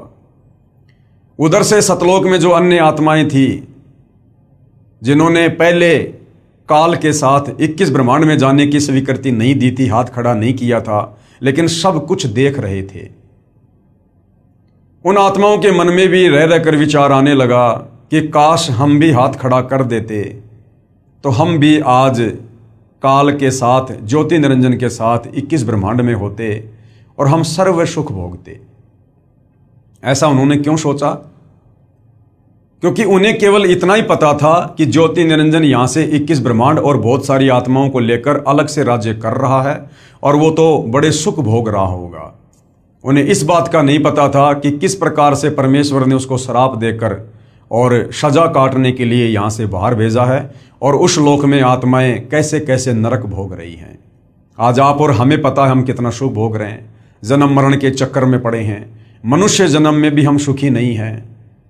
कभी एक्सीडेंट हो जाता है, कभी आंख फूट जाती है, पैर टूट जाता है, लकवा मार जाता, बीमार हो जाते हैं, आंखों के सामने बेटा बेटी मर जाते हैं, हमारी अकाल मृत्यु हो जाती है। उसके बाद 184 योनि में गधे, कुत्ते, सुअर, कीट पतंग, गंदे नाले का कीड़ा बनकर दुख भोगते हैं। कुत्ता बनकर टट्टी खाते हैं, सुअर बनकर लैट्रिन खाते हैं, गोबर खाते हैं। फिर हमें नरक में ठोका जाता है, नरक में असहनीय पीड़ा भोगते हैं और हर मनुष्य जन्म के बाद हम तपतशिला पर जाते हैं। काल हमें भून भून कर हमारी वासना निकाल कर खाता है। इस बात की जानकारी सतलोक में रहने वाली अन्य आत्माओं को नहीं थी। उन्होंने सोचा वो तो सुख भोग रहे होंगे जो सुख शायद सतलोक में भी ना हो। ये सोचकर वो आत्माएं भी चिंतित रहने लगी और अक्सर पुरुष जब चिंतित रहता था तो उसकी चिंता पर आसक्त हो गए कि देखो किस प्रकार से ये उन्मुनासा रहता है, ना किसी से ज़्यादा बोलता ना चलता और किस प्रकार से यादों में खोया रहता है। यानी साथ में अक्सर पुरुष के ऊपर भी आत्माएं आसक्त हो गई। परमेश्वर ने उन आत्माओं को भी बहुत ज़्यादा सावधान किया, लेकिन वो भी अपनी हरकतों से बाज नहीं आए और पतिव्रता पद से नीचे गिरते चले गए। अंत में अक्सर पुरुष ने कहा जी मुझे कुछ आत्माएं दे दो, मैं अकेला कैसे रहूंगा। कबीर परमेश्वर ने कहा भाई यदि कोई तेरे साथ जाना चाहेगा तो भेज दूंगा, बाकी अपनी तरफ से मैं अपने बच्चों को आपके पास नहीं भेजूंगा। अक्सर पुरुष को पता था कि बहुत सारी आत्माएं मेरे ऊपर आसक्त हैं, मेरे साथ जाना चाहती हैं। उसने कहा पिताजी बहुत सारी आत्माएं मेरे साथ जाना चाहती हैं। कबीर परमेश्वर ने कहा ठीक है भाई, आप मेरे सामने हाँ भरवा दो, मैं आज्ञा दे दूंगा। अक्सर पुरुष और कबीर परमेश्वर दोनों उन आत्माओं के पास गए और कहा भी कौन कौन है जो अक्सर पुरुष के साथ इसके 7 संग ब्रह्मांडों में जाना चाहती हैं। काफ़ी समय तक सन्नाटा छाया रहा, किसी ने हाथ खड़ा नहीं किया। अंत में दुर्गा की तरह एक आत्मा ने दुस्साहस किया, हाथ खड़ा किया और कहा पिताजी मैं जाना चाहता हूँ। कबीर परमेश्वर ने कहा ठीक है भाई। बाकी देखम देखा अनंत आत्माओं ने भी हाथ खड़े कर दिए कि कहीं हम तो पहले ही रह गए थे, हमने पिछली बार भी हाथ खड़ा नहीं किया था, अब की बार रह गए तो कहीं मामला न बिगड़ जाए। अनंत आत्माओं ने हाथ खड़ा कर दिया। कबीर परमेश्वर जी ने अक्सर पुरुष से कहा कि भाई अक्सर पुरुष आप अपने 7 संग ब्रह्मांडों में जाओ, मैं अपने हिसाब से इन आत्माओं को भेजूंगा। कबीर परमेश्वर ने ठीक उसी प्रकार सबसे पहले हाथ खड़ा करने वाले हंस को एक युवा लड़की बनाया, सुंदर लड़की बनाया और अन्य सभी आत्माओं को सूक्ष्म रूप में उसके अंतःकरण में फीड कर दिया। उस लड़की का नाम ईश्वरी माया रखा और उसे 7 संग ब्रह्मांडों में भिजवा दिया और कहा कि बेटी मैंने तुझे वचन शक्ति दे दी है, जितनी आत्मा वो चाहे तू उत्पन्न कर देना। ईश्वरी माया अक्सर पुरुष के पास चली जाती है। उस समय तक ये लोग सतलोक में ही थे। परमात्मा ये देखना चाहते थे कि क्या ये अक्सर पुरुष भी वो गलती करेगा जो गलती उस काल ने दुर्गा के साथ बलात्कार करने की। उस समय तक कबीर परमेश्वर ने स्त्री इंद्री ईश्वरी माया को नहीं लगाई थी। अक्सर पुरुष के पास जाते ही अक्सर पुरुष ने जब लड़की को देखा, रूप रंग निखरा हुआ, युवा शरीर सुंदर, उसके मन में भी वही दोष उत्पन्न हुआ। परंतु अक्सर पुरुष ने वो गलती नहीं की जबरदस्ती करने की जो ज्योति निरंजन ने की थी। अक्सर पुरुष ने ईश्वरी माया से सहमति ली, शारीरिक संबंध बनाने की, पति पत्नी व्यवहार करने की। ईश्वरी माया ने उसको सहमति प्रदान कर दी और दोनों ने अपनी सहमति से जो है वहाँ पर शारीरिक मिलन किया, पति पत्नी व्यवहार किया, जिसके चलते अक्सर पुरुष के सात्संग ब्रह्मांडों में तपतशिला का कष्ट नहीं है। जीवों को भून भून के नहीं खाया जाता है। बाकी कष्ट ज्यों के त्यों जो 21 ब्रह्मांड में है, जन्म और मरण का, काम धंधा करके खाना पीना, और ये लक 84 योनियों में गधा कुत्ता सुअर, कभी आंख फूटना, कभी एक्सीडेंट होना, और नरक में जाना, राग द्वेष ईर्ष्या मान बढ़ाई छल कपट निंदा चुगली चोरी जारी, सब कुछ ऐसी व्यवस्था अक्सर पुरुष के सात्संग ब्रह्मांडों में है। केवल तपतशिला का कष्ट नहीं है, ये आत्माओं को खाता नहीं है, क्योंकि इसने वो गलती नहीं करी जो गलती काल ने दुर्गा के साथ सतलोक में जबरदस्ती करके की थी। तो इस प्रकार से कबीर परमेश्वर ने सतलोक के ही एक कोने में अलग से और सात्संग ब्रह्मांडों को बांध कर रख दिया। अपनी मर्जी से वापस सतलोक में ना तो अक्सर पुरुष आ सकता, ना ईश्वरी माया आ सकती, और ना वो तमाम आत्माएं जो उसके सात्संग ब्रह्मांडों में है। इस प्रकार से कबीर परमेश्वर ने इस संसार रूपी वृक्ष की रचना की, जिसका जिक्र गीता जी अध्याय 15 श्लोक नंबर 1 से 4 में है कि अर्जुन, जो संत महात्मा इस संसार रूपी वृक्ष के प्रत्येक विभाग को बता दे कि कौन भगवान कैसा है, किसकी कितनी क्षमता है, सृष्टि की रचना कैसे हुई है, ये 21 ब्रह्मांड कैसे उत्पन्न हुए, सात्संग ब्रह्मांड कहाँ से आए हैं, जो इस संसार रूपी वृक्ष को सभी विभागों सहित बता दे, तत्व ज्ञान से बता दे, पूरी सृष्टि रचना को समझा दे, वो तत्वदर्शी संत महात्मा है। उसकी शरण में जाकर भक्ति करने से आप मेरे यानी काल के 21 ब्रह्मांडों से मुक्त होकर वापस सतलोक जा सकते हो। तो भाई और बहनों, वो परम शक्ति, वो परम पुरुष, महापुरुष, वो तत्वदर्शी संत वर्तमान में आज धरती पर सतगुरु रामपाल जी हैं, जिन्होंने संसार रूपी पीपल की वृक्ष का चित्र बनाकर अपने सत्संगों में हमें पूरी सृष्टि रचना को समझाया है। जो सृष्टि रचना आपने अभी अभी मौखिक सुनी, और जो सृष्टि रचना कंप्लीट इस पवित्र पुस्तक ज्ञान गंगा में लिखी हुई है, जिस पर वीडियो बन चुके हैं, जो सर्व धर्मों के सर्व पवित्र धर्म शास्त्रों से प्रमाणित है। उसके बाद भाई और बहनों, जब हम यहाँ काल के 21 ब्रह्मांड में आकर असहनीय पीड़ा भोगने लगे, कष्ट भोगने लगे, गधे कुत्ते सुअर बनने लगे, आत्मा रोने लगी, अपने परमपिता को याद करने लगी।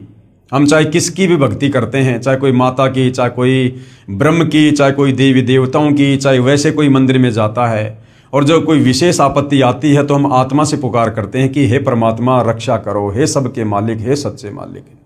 क्योंकि आत्मा को पता है कि हमारा मालिक कोई और है, ये देवी देवता नहीं है, ये पत्थर पानी नहीं है। तो जब आत्मा यहाँ पर दुख उठाने लगी लक 84 योनियों में, तपतशिला पर और नरक में, तो आत्मा की पुकार को सुनकर हमें दुखी होता देखकर कबीर परमेश्वर सतलोक से चलकर और अपने पुत्र जोगजीत का रूप बनाकर काल के 21 ब्रह्मांड में आए, और सर्वप्रथम कबीर परमेश्वर की मुलाकात जोगजीत रूप में 21वें ब्रह्मांड पर तपतशिला के पास इस काल से ज्योति निरंजन से हुई, जहाँ पर ये गुप्त रहता है। इसने सौगंध खा रखी है कि मैं आज के बाद अपने ओरिजिनल काल रूप में किसी को भी दर्शन नहीं दूंगा। जिस कारण से साधु संत महात्मा ऋषि, बड़े बड़े वेदों के विद्वान ओम नाम की साधना भी कर करके थक गए, ध्यान लगा के भी थक गए, लेकिन काल ने दर्शन नहीं दिए। खुद ब्रह्मा जी ने 4 युग समाधि लगाई, लेकिन काल ने दर्शन नहीं दिए। फिर यहाँ घंटे 2 घंटे की साधना से भला ये किसको दर्शन देगा। तो इस प्रकार से फिर लोगों ने निष्कर्ष निकाल लिया कि वो ब्रह्म जो है वो निराकार है, वो दिखाई नहीं देता, जबकि वो साकार है, सहशरीर है, मनुष्य आकार में है, 21वें ब्रह्मांड में रहता है, अव्यक्त रहता है, लेकिन उसने सौगंध खा रखी है कि मैं किसी को दर्शन नहीं दूंगा।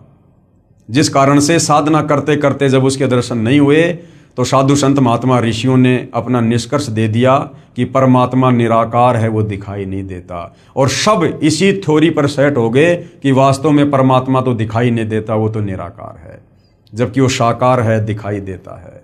लेकिन उसकी प्राप्ति की विधि इन चारों वेदों में नहीं है। उसकी विधि सूक्ष्म वेद 5वें वेद में है, जो ज्ञान कबीर परमात्मा खुद ही चलकर आकर धरती पर देता है। तो कबीर परमेश्वर प्रथम बार काल के 21वें ब्रह्मांड में तपतशिला के पास इस काल बलि से मिले।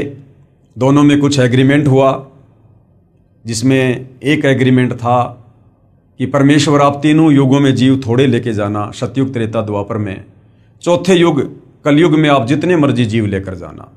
काल ने सोचा था कि अभी 3 युगों में तो इनके पास खूब भक्ति है और चौथे युग में ये कंडम हो जाएंगे और मैं इनको चौथे युग में तरह तरह की पूजाओं पर लगा दूंगा, शास्त्रों के विरुद्ध ज्ञान से ओतप्रोत कर दूंगा और अपने काल दूतों के माध्यम से, ऋषि मुनियों, साधु संतों, आचार्य शंकराचार्य, मुल्ला मौलवियों के माध्यम से शास्त्रों के विरुद्ध ज्ञान दे दे के पाखंड पूजा पर लगा दूंगा, पत्थरों की पूजा पर लगा दूंगा, मंदिर, मस्जिद, चर्च, गुरुद्वारों में भगवान बताकर वहां पर मत्था टिकवा दूंगा, तीर्थ धाम, पैदल यात्रा, कावड़ लाना, बद्रीनाथ, केदारनाथ, हर जगह इनको भटका दूंगा मैं। और जब वो परमात्मा चौथे युग में आकर इनको ज्ञान समझाएगा, ये उसकी एक भी बात नहीं मानेंगे, उल्टा उसका सिर फोड़ेंगे कि तू कहाँ से ये ज्ञान ले आया कि परमात्मा साकार है, दिखाई देता है, कोई सतलोक है। आज वही हो रहा है भाइयों और बहनों।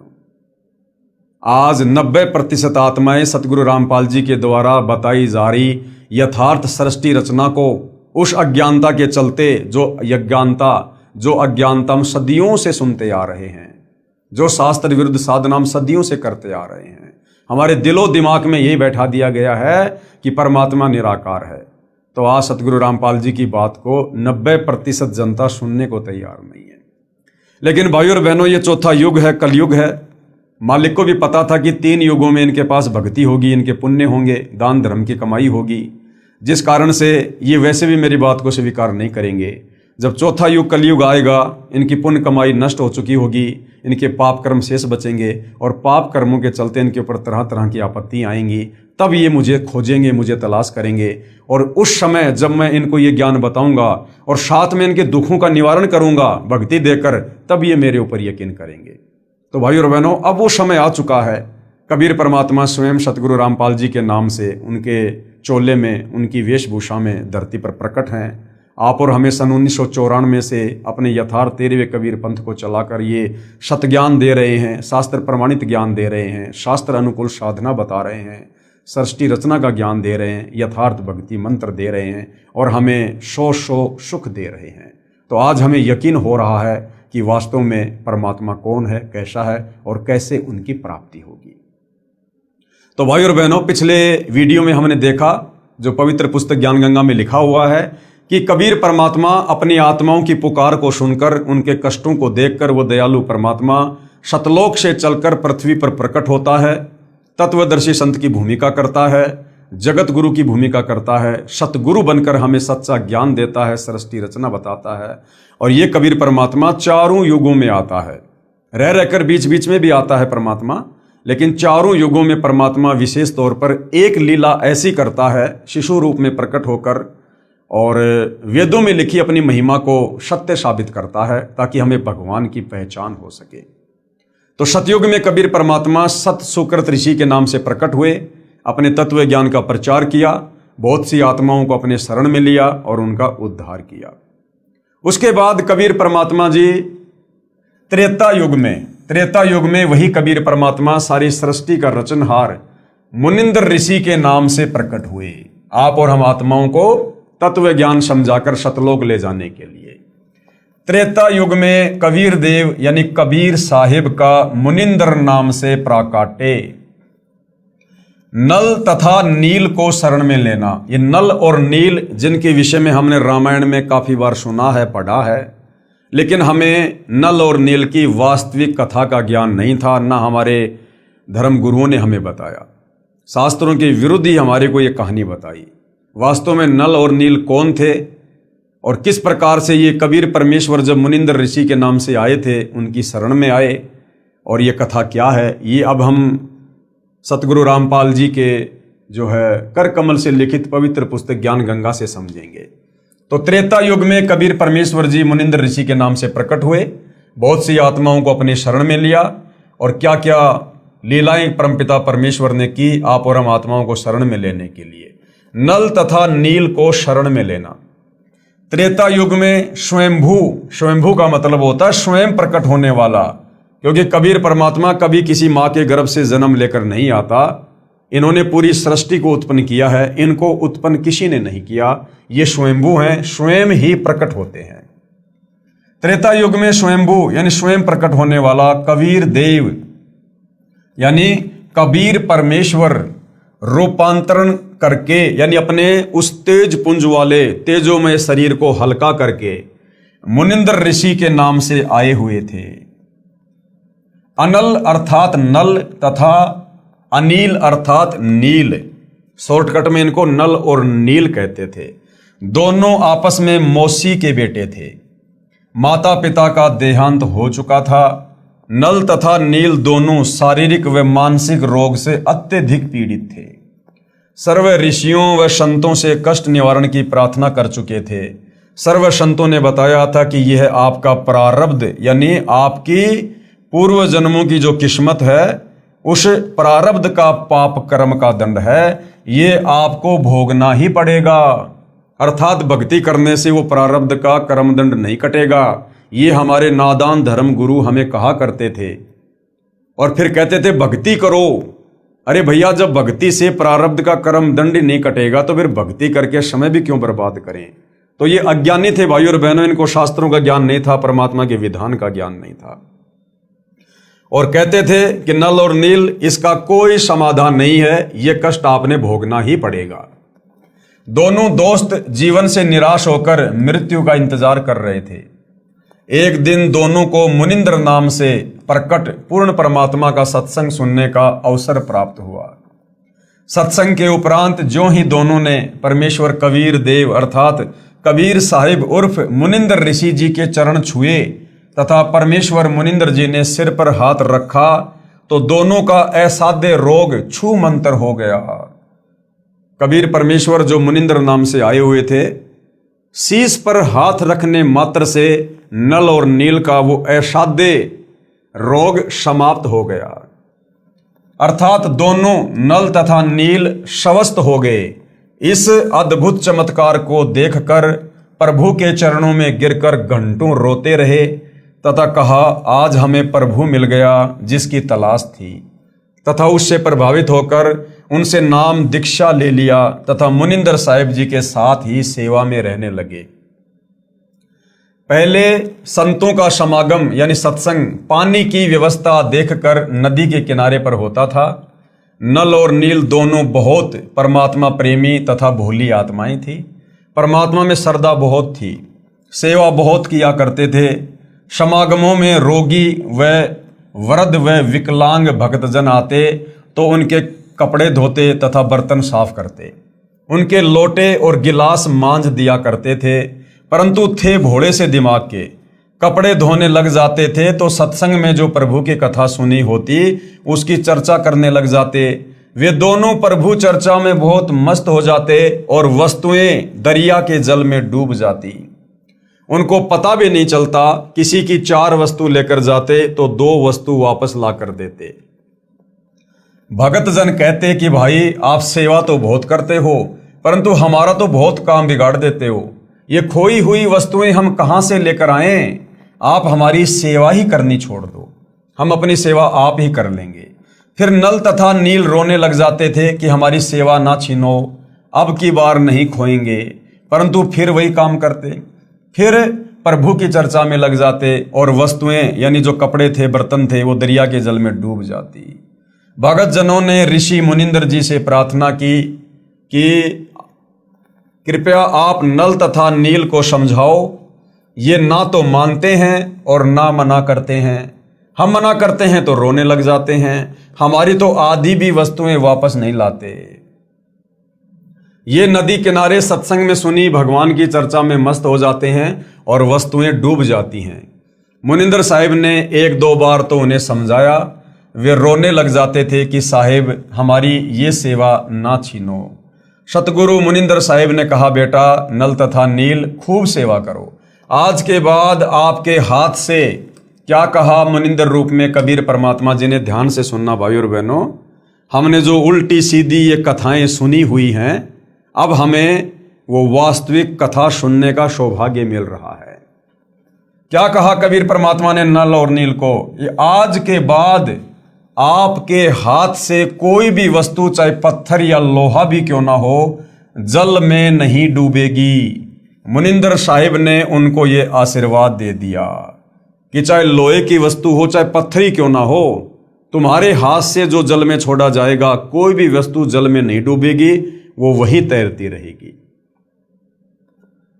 अब गुरुदेव भगवान कह रहे हैं कि आपने रामायण सुनी है। एक समय की बात है कि सीता जी को रावण उठाकर ले गया। भगवान राम को पता भी नहीं कि सीता जी को कौन उठा ले गया। श्री रामचंद्र जी इधर उधर खोज करते, हनुमान जी ने खोज करके बताया कि सीता माता लंकापति रावण यानी राक्षस की कैद में है।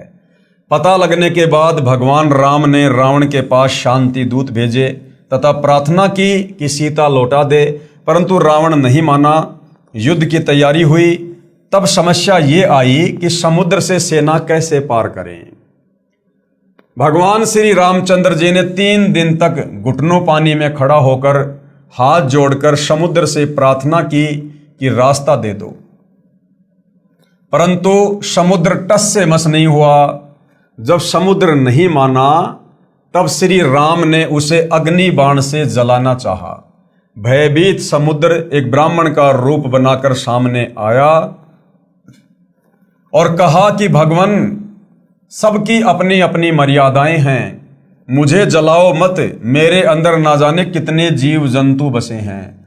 अगर आप मुझे जला भी दोगे तो भी आप मुझे पार नहीं कर सकते, क्योंकि यहां पर बहुत गहरा गड्ढा बन जाएगा जिसको आप कभी भी पार नहीं कर पाओगे। समुद्र ने कहा, भगवान ऐसा काम करो कि सर्प भी मर जाए और लाठी भी ना टूटे, मेरी मर्यादा भी रह जाए और आपका पुल भी बन जाए। तब भगवान श्री राम ने समुद्र से पूछा कि वह क्या विधि है, कि भाई समुद्र देवता क्या विधि है बता। तो ब्राह्मण रूप में खड़े समुद्र ने कहा कि आपकी सेना में नल और नील नाम के 2 सैनिक हैं।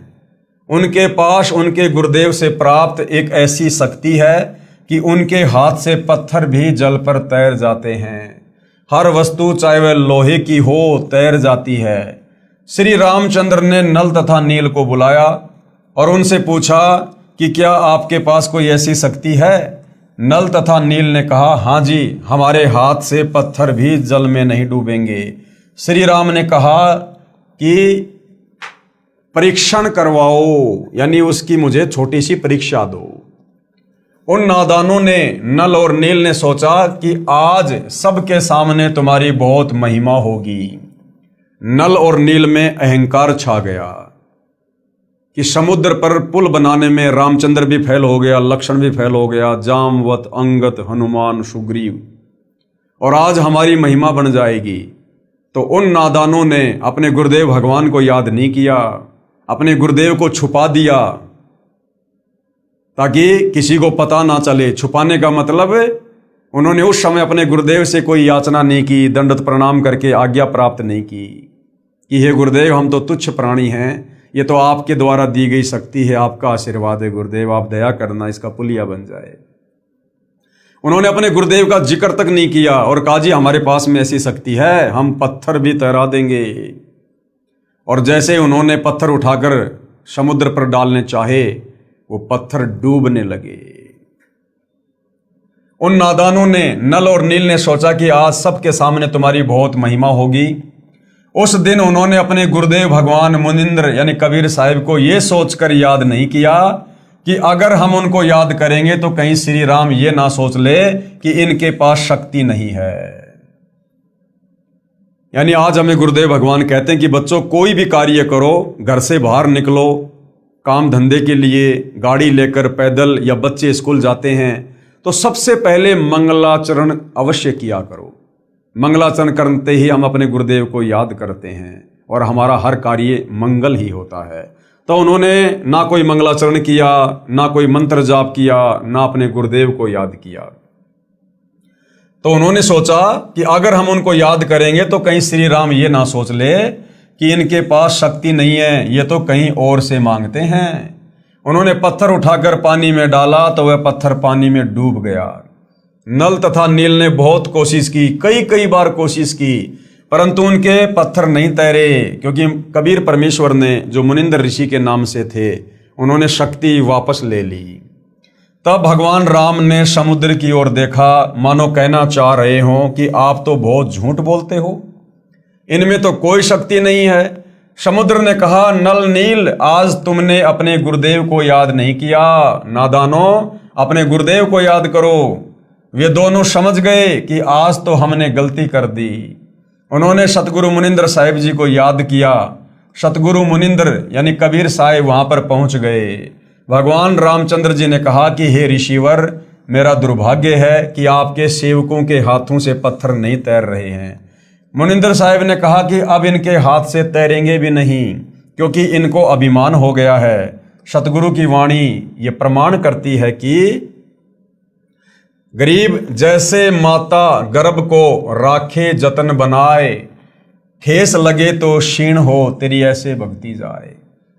इस भक्ति को हमने मर्यादाओं में रहकर एक सच्चे शिष्य की भूमिका निभाते हुए इस प्रकार से सुरक्षित रखना होता है आत्म कल्याण के लिए, जिस प्रकार वर्षों बाद किसी बहन बेटी को गर्भ रहा हो, प्रेग्नेंट हो, और किस प्रकार से फिर वो अपने बच्चे को अपने गर्भ में सुरक्षित रखती है। खाने पीने में सावधानी, चलने फिरने में सावधानी, उठने बैठने में, काम धंधा करने में, रात्रि को सोने में भी वो करवट लेते समय कितनी सावधानी रखती है, कहीं मेरे बच्चे के ऊपर कोई दबाव ना आ जाए, मेरा बच्चा खराब ना हो जाए।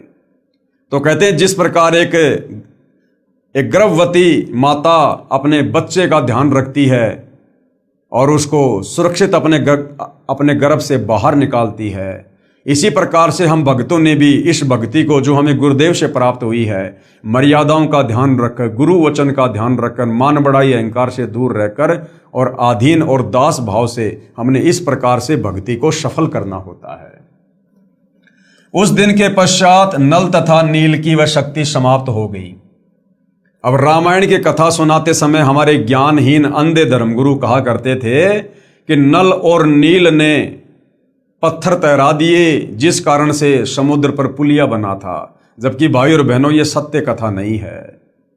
उस दिन के पश्चात नल तथा नील की वह शक्ति समाप्त हो गई। श्री रामचंद्र जी ने परमेश्वर मुनिंदर साहिब जी से कहा कि हे ऋषिवर, मुझ पर बहुत आपत्ति आई हुई है, दया करो, किसी प्रकार सेना परले पार हो जाए। जब आप अपने सेवकों को यानी भक्तों को शक्ति दे सकते हो तो प्रभु कुछ रजा करो। मुनिंदर साहिब ने कहा कि ये जो सामने वाला पहाड़ है, मैंने उसके चारों तरफ एक रेखा खींच दी है, इसके बीच बीच के पत्थर उठा लाओ, वे नहीं डूबेंगे। श्री राम ने परीक्षण के लिए पत्थर मंगवाया, उसको पानी पर रखा तो वह तैरने लग गया। नल तथा नील कारीगर यानी शिल्पकार भी थे। हनुमान जी प्रतिदिन भगवान याद किया करते थे। उसने अपनी दैनिक क्रिया भी साथ रखी, राम राम भी लिखता रहा और पहाड़ के पहाड़ उठाकर ले आता था। नल नील उनको जोड़ जोड़कर उस पुल में लगा देते थे। इस प्रकार पुल बना था, धर्मदास जी कहते हैं। तो भाई और बहनों, आज से पहले हमारे ज्ञानहीन नादान धर्मगुरुओं के द्वारा हमें जो झूठी कथा बताई जाती थी कि नल और नील के हाथ से पानी में पत्थर तैरने लग जाते थे, तो नल और नील पुलिया बनाते समय उन पत्थरों को हाथ से छू दिया करते थे, जिस कारण से वो पुलिया बन गया। तो कोई कहता था कि हनुमान जी उन पत्थरों के ऊपर राम राम लिख दिया करते थे, जिस कारण से पत्थर तैर जाया करते थे। तो ये सारी की सारी झूठी कथा हमें बताई जाती थी।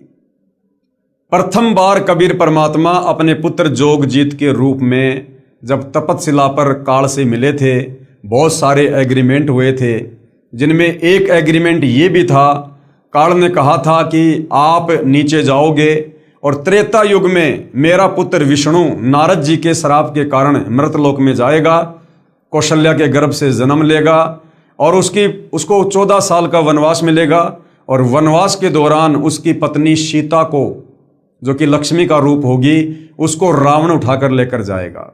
और रामचंद्र सीता को वापस लाने के लिए समुद्र पर पुलिया बनाना चाहेगा, लेकिन उसका पुल नहीं बन पाएगा। हे परमेश्वर, आप जी त्रेता युग में मेरे बेटे का पुलिया बनवाना। तो अपने उस वायदे के अनुसार त्रेता युग में कबीर परमात्मा मुनिंद्र ऋषि के रूप में आए और अपनी वचन शक्ति से एक पहाड़ के पत्थरों को हल्का किया, जिस कारण से समुद्र पर वो पुलिया बना। अब हनुमान जी सेवक थे, रामचंद्र जी के भगत थे। वो प्रतिदिन अपना राम राम राम राम शब्द का जाप किया करते थे।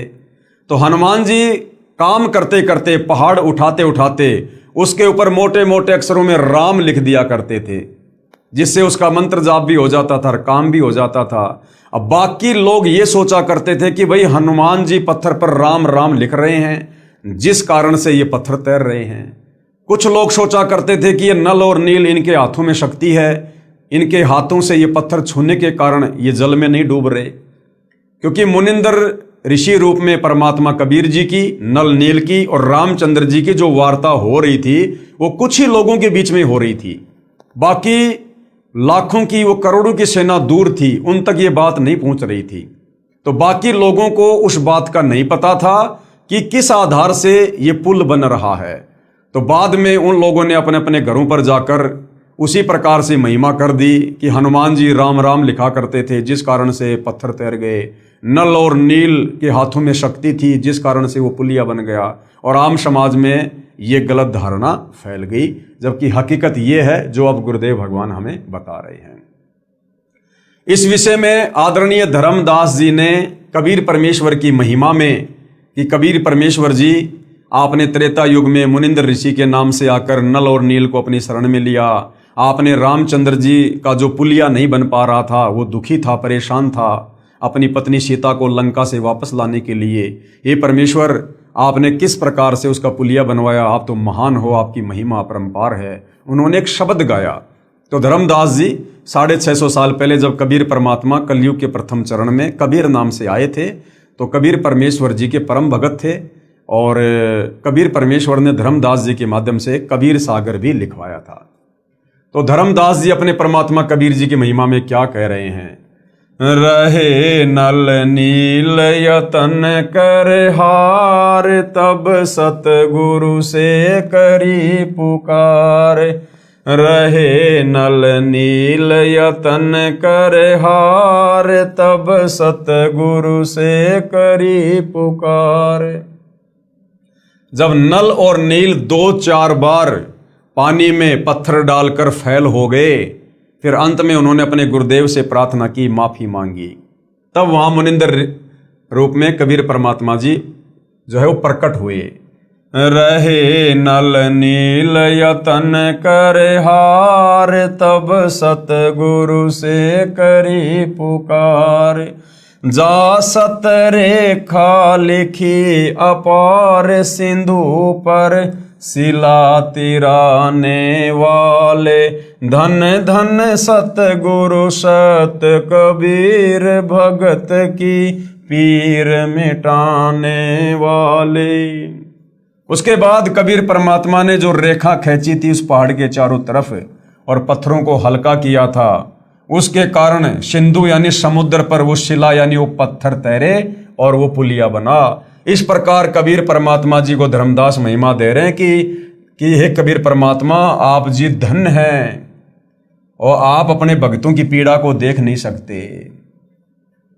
कोई कहता था कि हनुमान जी ने पत्थर पर राम राम लिख दिया था, इसलिए पत्थर तैर गए। कोई कहता था कि नल नील ने पुल बनाया था। कोई कहता था कि श्री राम ने पुल बनाया था। परंतु ये सत कथा ऐसे है जैसे आपको ऊपर बताई गई है।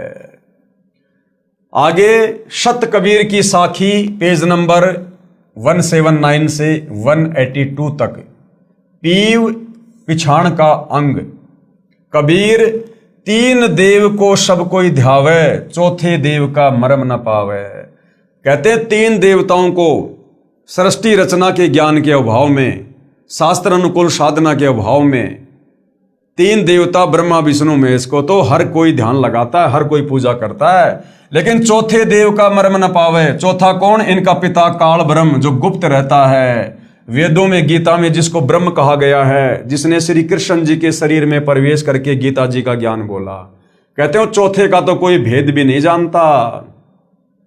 तीन देव को सब कोई ध्यावे, चौथे देव का मर्म न पावे। चौथा छोड़ो, पांचवे को ध्यावे, कहे कबीर सो हम पर आवे।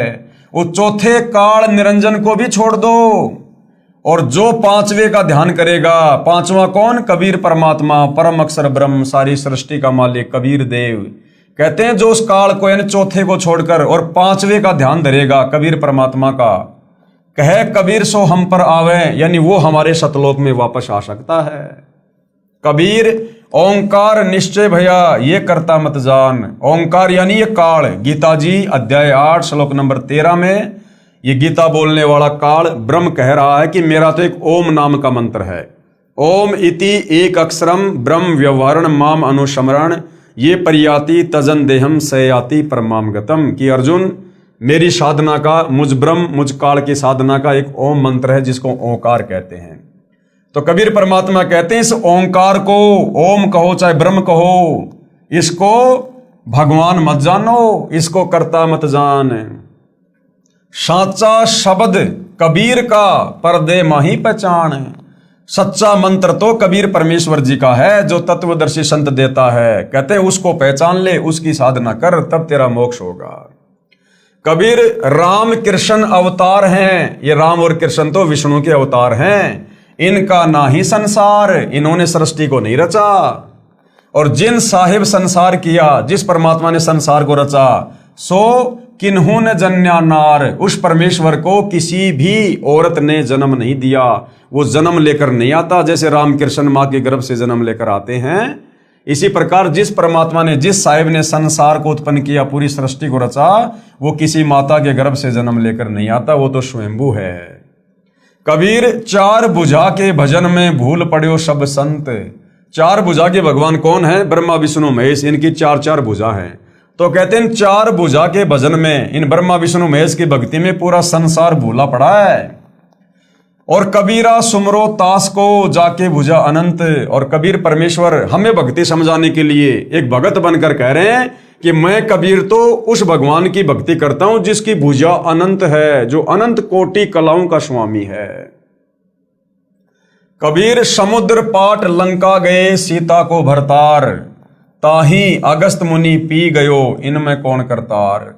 नादानी के चलते, सत्य कथा का ज्ञान ना होने के चलते, सृष्टि रचना के अभाव में हमारे नादान धर्म गुरुओं ने हमें बताया कि श्री रामचंद्र जी भगवान हैं, करतार हैं, परमात्मा हैं। इन्होंने समुद्र पे पुलिया बना दिया। तो परमात्मा कहते हैं वैसे तो तुम्हारी बात सही नहीं है, हकीकत तो वो है जो अभी आपको बताई गई। मुनिंद्र नाम से कबीर परमात्मा त्रेता युग में आए थे और उनके आशीर्वाद से वो पुलिया बना था, पत्थर हल्के हुए थे। लेकिन चलो, जैसा ये लोकवेद है, सुनी सुनाई बातें चल रही हैं कि रामचंद्र जी परमात्मा है, समुद्र पे पुलिया बना दिया, सेना को पार कर दिया। तो कबीर परमात्मा कहते कि नादानो, अगर तुम इसी छोटी सी बात को लेकर श्री रामचंद्र जी को भगवान मानकर बैठे हो कि उन्होंने समुद्र के ऊपर जो है वो पुलिया बना दिया, तो परमात्मा जी कहते हैं कि एक अगस्त नाम का ऋषि था, उसने तो एक घूंट में 7 समुद्रों का पानी पी लिया था सिद्धि से। तो बताओ फिर तुम्हारा राम बड़ा हुआ या फिर वो अगस्त ऋषि बड़ा हुआ? तो इन छोटी मोटी इन सिद्धियों से, खेल खिलौने से कोई भगवान साबित नहीं होता है।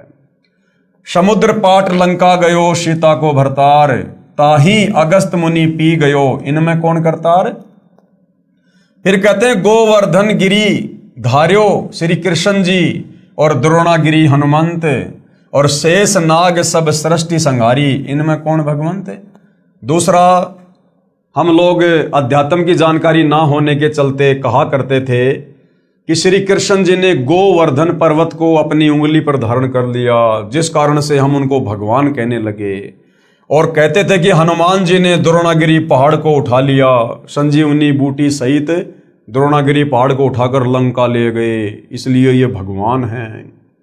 तो परमात्मा कहते हैं वैसे तो हकीकत कुछ और है। कबीर परमात्मा ने ही श्री कृष्ण जी का रूप बनाकर और गोवर्धन पर्वत को उठाया था, और जो द्रोणागिरी पहाड़ था उसको भी कबीर परमात्मा ने ही हनुमान जी को शक्ति देकर उठवाया था। लेकिन ये भाई और बहनों, जब हमें सतगुरु रामपाल जी के सत्संग सुनेंगे, सृष्टि रचना को समझेंगे, तब हमें पता चलेगा कि कबीर परमात्मा के अलावा सारी सृष्टि में चाहे हनुमान हो, चाहे शनि देव हो, चाहे 33 करोड़ देव हो, चाहे ब्रह्मा विष्णु महेश हो, चाहे काल और दुर्गा है, ये सब जीव श्रेणी में है। जीव श्रेणी में ये कुछ नहीं कर सकते, करने करवाने वाला कबीर भगवान है। तो कहते हैं अगर तुम इसी बात के आधार से श्री कृष्ण जी को भगवान मानकर बैठ गए कि उसने गोवर्धन पर्वत को उठा लिया, हनुमान जी ने द्रोणागिरी पहाड़ को उठा लिया, और फिर तुम ही लोग कहते हो कि शेष नाग के सिर के ऊपर पूरी पृथ्वी रखी हुई है, तो बताओ फिर वो शेष नाग बड़ा हुआ या तुम्हारा हनुमान और श्री कृष्ण बड़ा हुआ? अरे वो द्रोणागिरी पहाड़ और वो गोवर्धन पर्वत जिस धरती पर हैं, उस धरती को तुम कहते हो कि शेष नाग अपने सिर पर रखे हुए हैं, तो बताओ फिर सबसे बड़ा भगवान कौन हुआ? तो कहने का मतलब है ये केवल दंत कथा है, आदि अधूरी ये कथा है। किसी शेष नाग के सर के ऊपर पृथ्वी नहीं टिकी हुई है।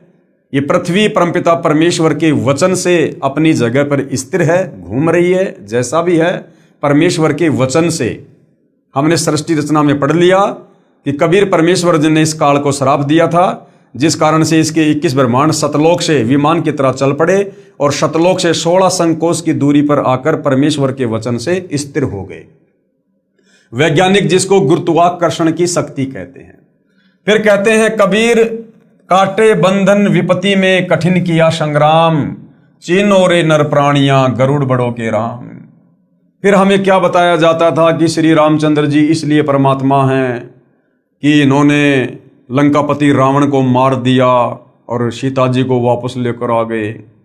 तो कबीर परमात्मा कहते हैं कि नादानों, जब श्री रामचंद्र और उसकी पूरी सेना हनुमान, सुग्रीव, जामवत, अंगद, लक्ष्मण, जब ये सारे वहां पर लंका में लड़ाई कर रहे थे रावण के साथ, तो रावण ने एक सिद्धि शक्ति से रामचंद्र जी और उसकी पूरी सेना को, हनुमान को, सबको नाग फांस में बांध दिया था। सर्पों ने लपेटा लगा लिया था, अनंत सर्प उत्पन्न हो गए और पूरी सेना को रामचंद्र जी सहित जैसे ईख की पुली को बांध दिया करते हैं रस्सी से, ऐसे सर्पों ने लपेटे लगा लिए और फण सीधा करके यूं खड़े हैं कि बस अब डसेंगे। उस समय श्री रामचंद्र जी ने, जिनको तुम परमात्मा कहते हो, सर्वशक्तिमान कहते हो, जो एक सर्प से, एक सांप से अपना बंधन नहीं छुड़वा पाए, उन्होंने अपने वाहन श्री गरुड़ पक्षी जी का आह्वान किया, उनसे प्रार्थना की। उसी समय गरुड़ पक्षी प्रकट हुए और बहुत सारे रूप बनाए अपनी सिद्धि से, और अपनी चोंच से उन सर्पों को काटा, मारा और रामचंद्र जी और उसकी सेना को बंधन मुक्त किया। तो बताओ फिर राम बड़ा हुआ या फिर वो गरुड़ बड़ा हुआ, जिस गरुड़ ने तुम्हारे रामचंद्र जी के भी बंधन काटे? काटे बंधन विपत्ति में कठिन किया संग्राम, चीनो रे नर प्राणियों गरुड़ बड़ो या राम। कबीर कहे कबीर चित चेत हूं शब्द करो निर्वार, श्री राम ही करता कहत भूल पड़े संसार।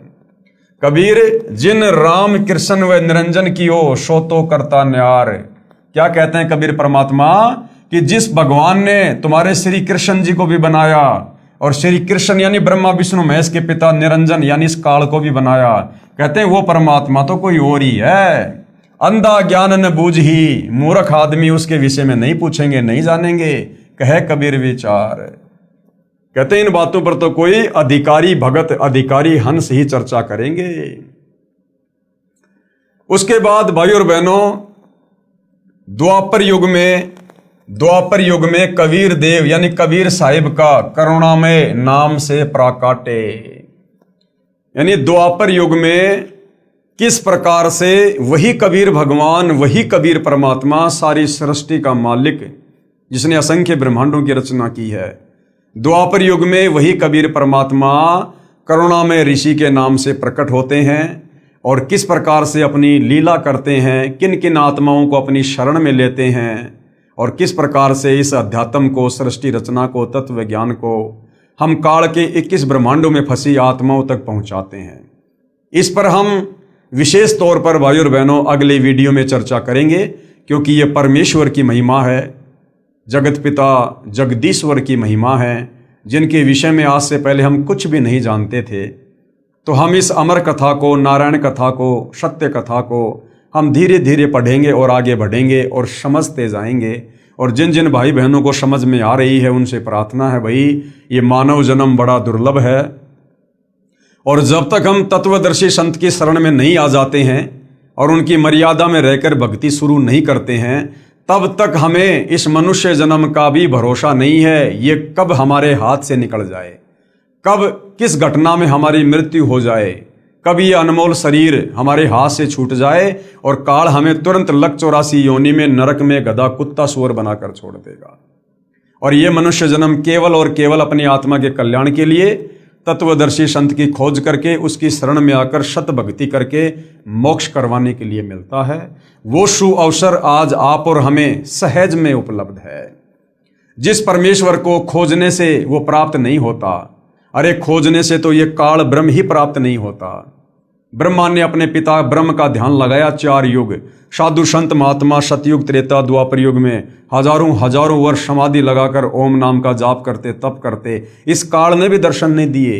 सोची वो सारी सृष्टि का मालिक, वो काल का भी पिता, जिसने काल को अंडे से उत्पन्न किया, कबीर परमेश्वर, सोचिए वो खोजने से कैसे मिलेगा। वो तो स्वयं ही दया करता है, अनुग्रह करता है, वो स्वयं ही आकर हमें यहाँ दर्शन देता है, मिलता है। तो भाई और बहनों, ये मौका अनंत युगों के बाद बड़ी मुश्किल से मिलता है। कबीर परमेश्वर ने आप और हमें दिया है। आज वो आप और हम सब पर दया युक्त हैं। आज हम उनकी दया का फायदा उठा सकते हैं, अपनी आत्मा का कल्याण करवा सकते हैं। लक 84 योनि में तरह तरह के शरीर धारण करके और असहनीय यातना भोगने से बच सकते हैं। नरक में तरह तरह की पीड़ाओं को भोगने से बच सकते हैं और जन्म मरण के और बुढ़ापे के भयंकर रोग से बच सकते हैं मोक्ष प्राप्त करके। और ये मोक्ष उसी समय संभव है जब हम जगत गुरु तत्वदर्शी सतगुरु रामपाल जी के सत्संग रुचि लेकर, निष्पक्ष होकर, धैर्य के साथ सुनेंगे। ज्ञान समझ में आने के बाद हम उनसे उपदेश प्राप्त करेंगे और फिर वे जो मर्यादा बताएंगे, जो नियम बताएंगे, उन नियमों में रहकर यदि भक्ति सफल करेंगे तो भाई और बहनों हमारी आत्मा का कल्याण होगा। ये जन्म जन्मांतरों का कष्ट हमारा कटेगा जो हम इस काल के 21 ब्रह्मांड रूपी जेल में काट रहे हैं। तो भाई और बहनों, आज की वीडियो में केवल इतना ही। यदि ज्ञान समझ में आ रहा है तो सतगुरु रामपाल जी से अविलंब नाम उपदेश लें और अपनी आत्मा का कल्याण करवाएं। तो आज की वीडियो में केवल इतना ही, बाकी चर्चा हम कल करेंगे परमेश्वर की महिमा में। तब तक गुरुदेव भगवान हम सबको आज्ञा दे, आशीर्वाद दे, सद्बुद्धि दे, हमारा मार्गदर्शन करे, हमें भ्रमने भटकने से बचाए और गुरुदेव के कर कमल से लिखित ये पवित्र सृष्टि रचना, ये हमारी इस 2 कोडी की इस बुद्धि में समाये, हम इसको समझ सकें, हम अमल कर सकें और अपनी आत्मा के कल्याण के लिए नाम उपदेश ले सकें। बंदी छोड़ सतगुरु रामपाल जी परमेश्वर जी की जय हो।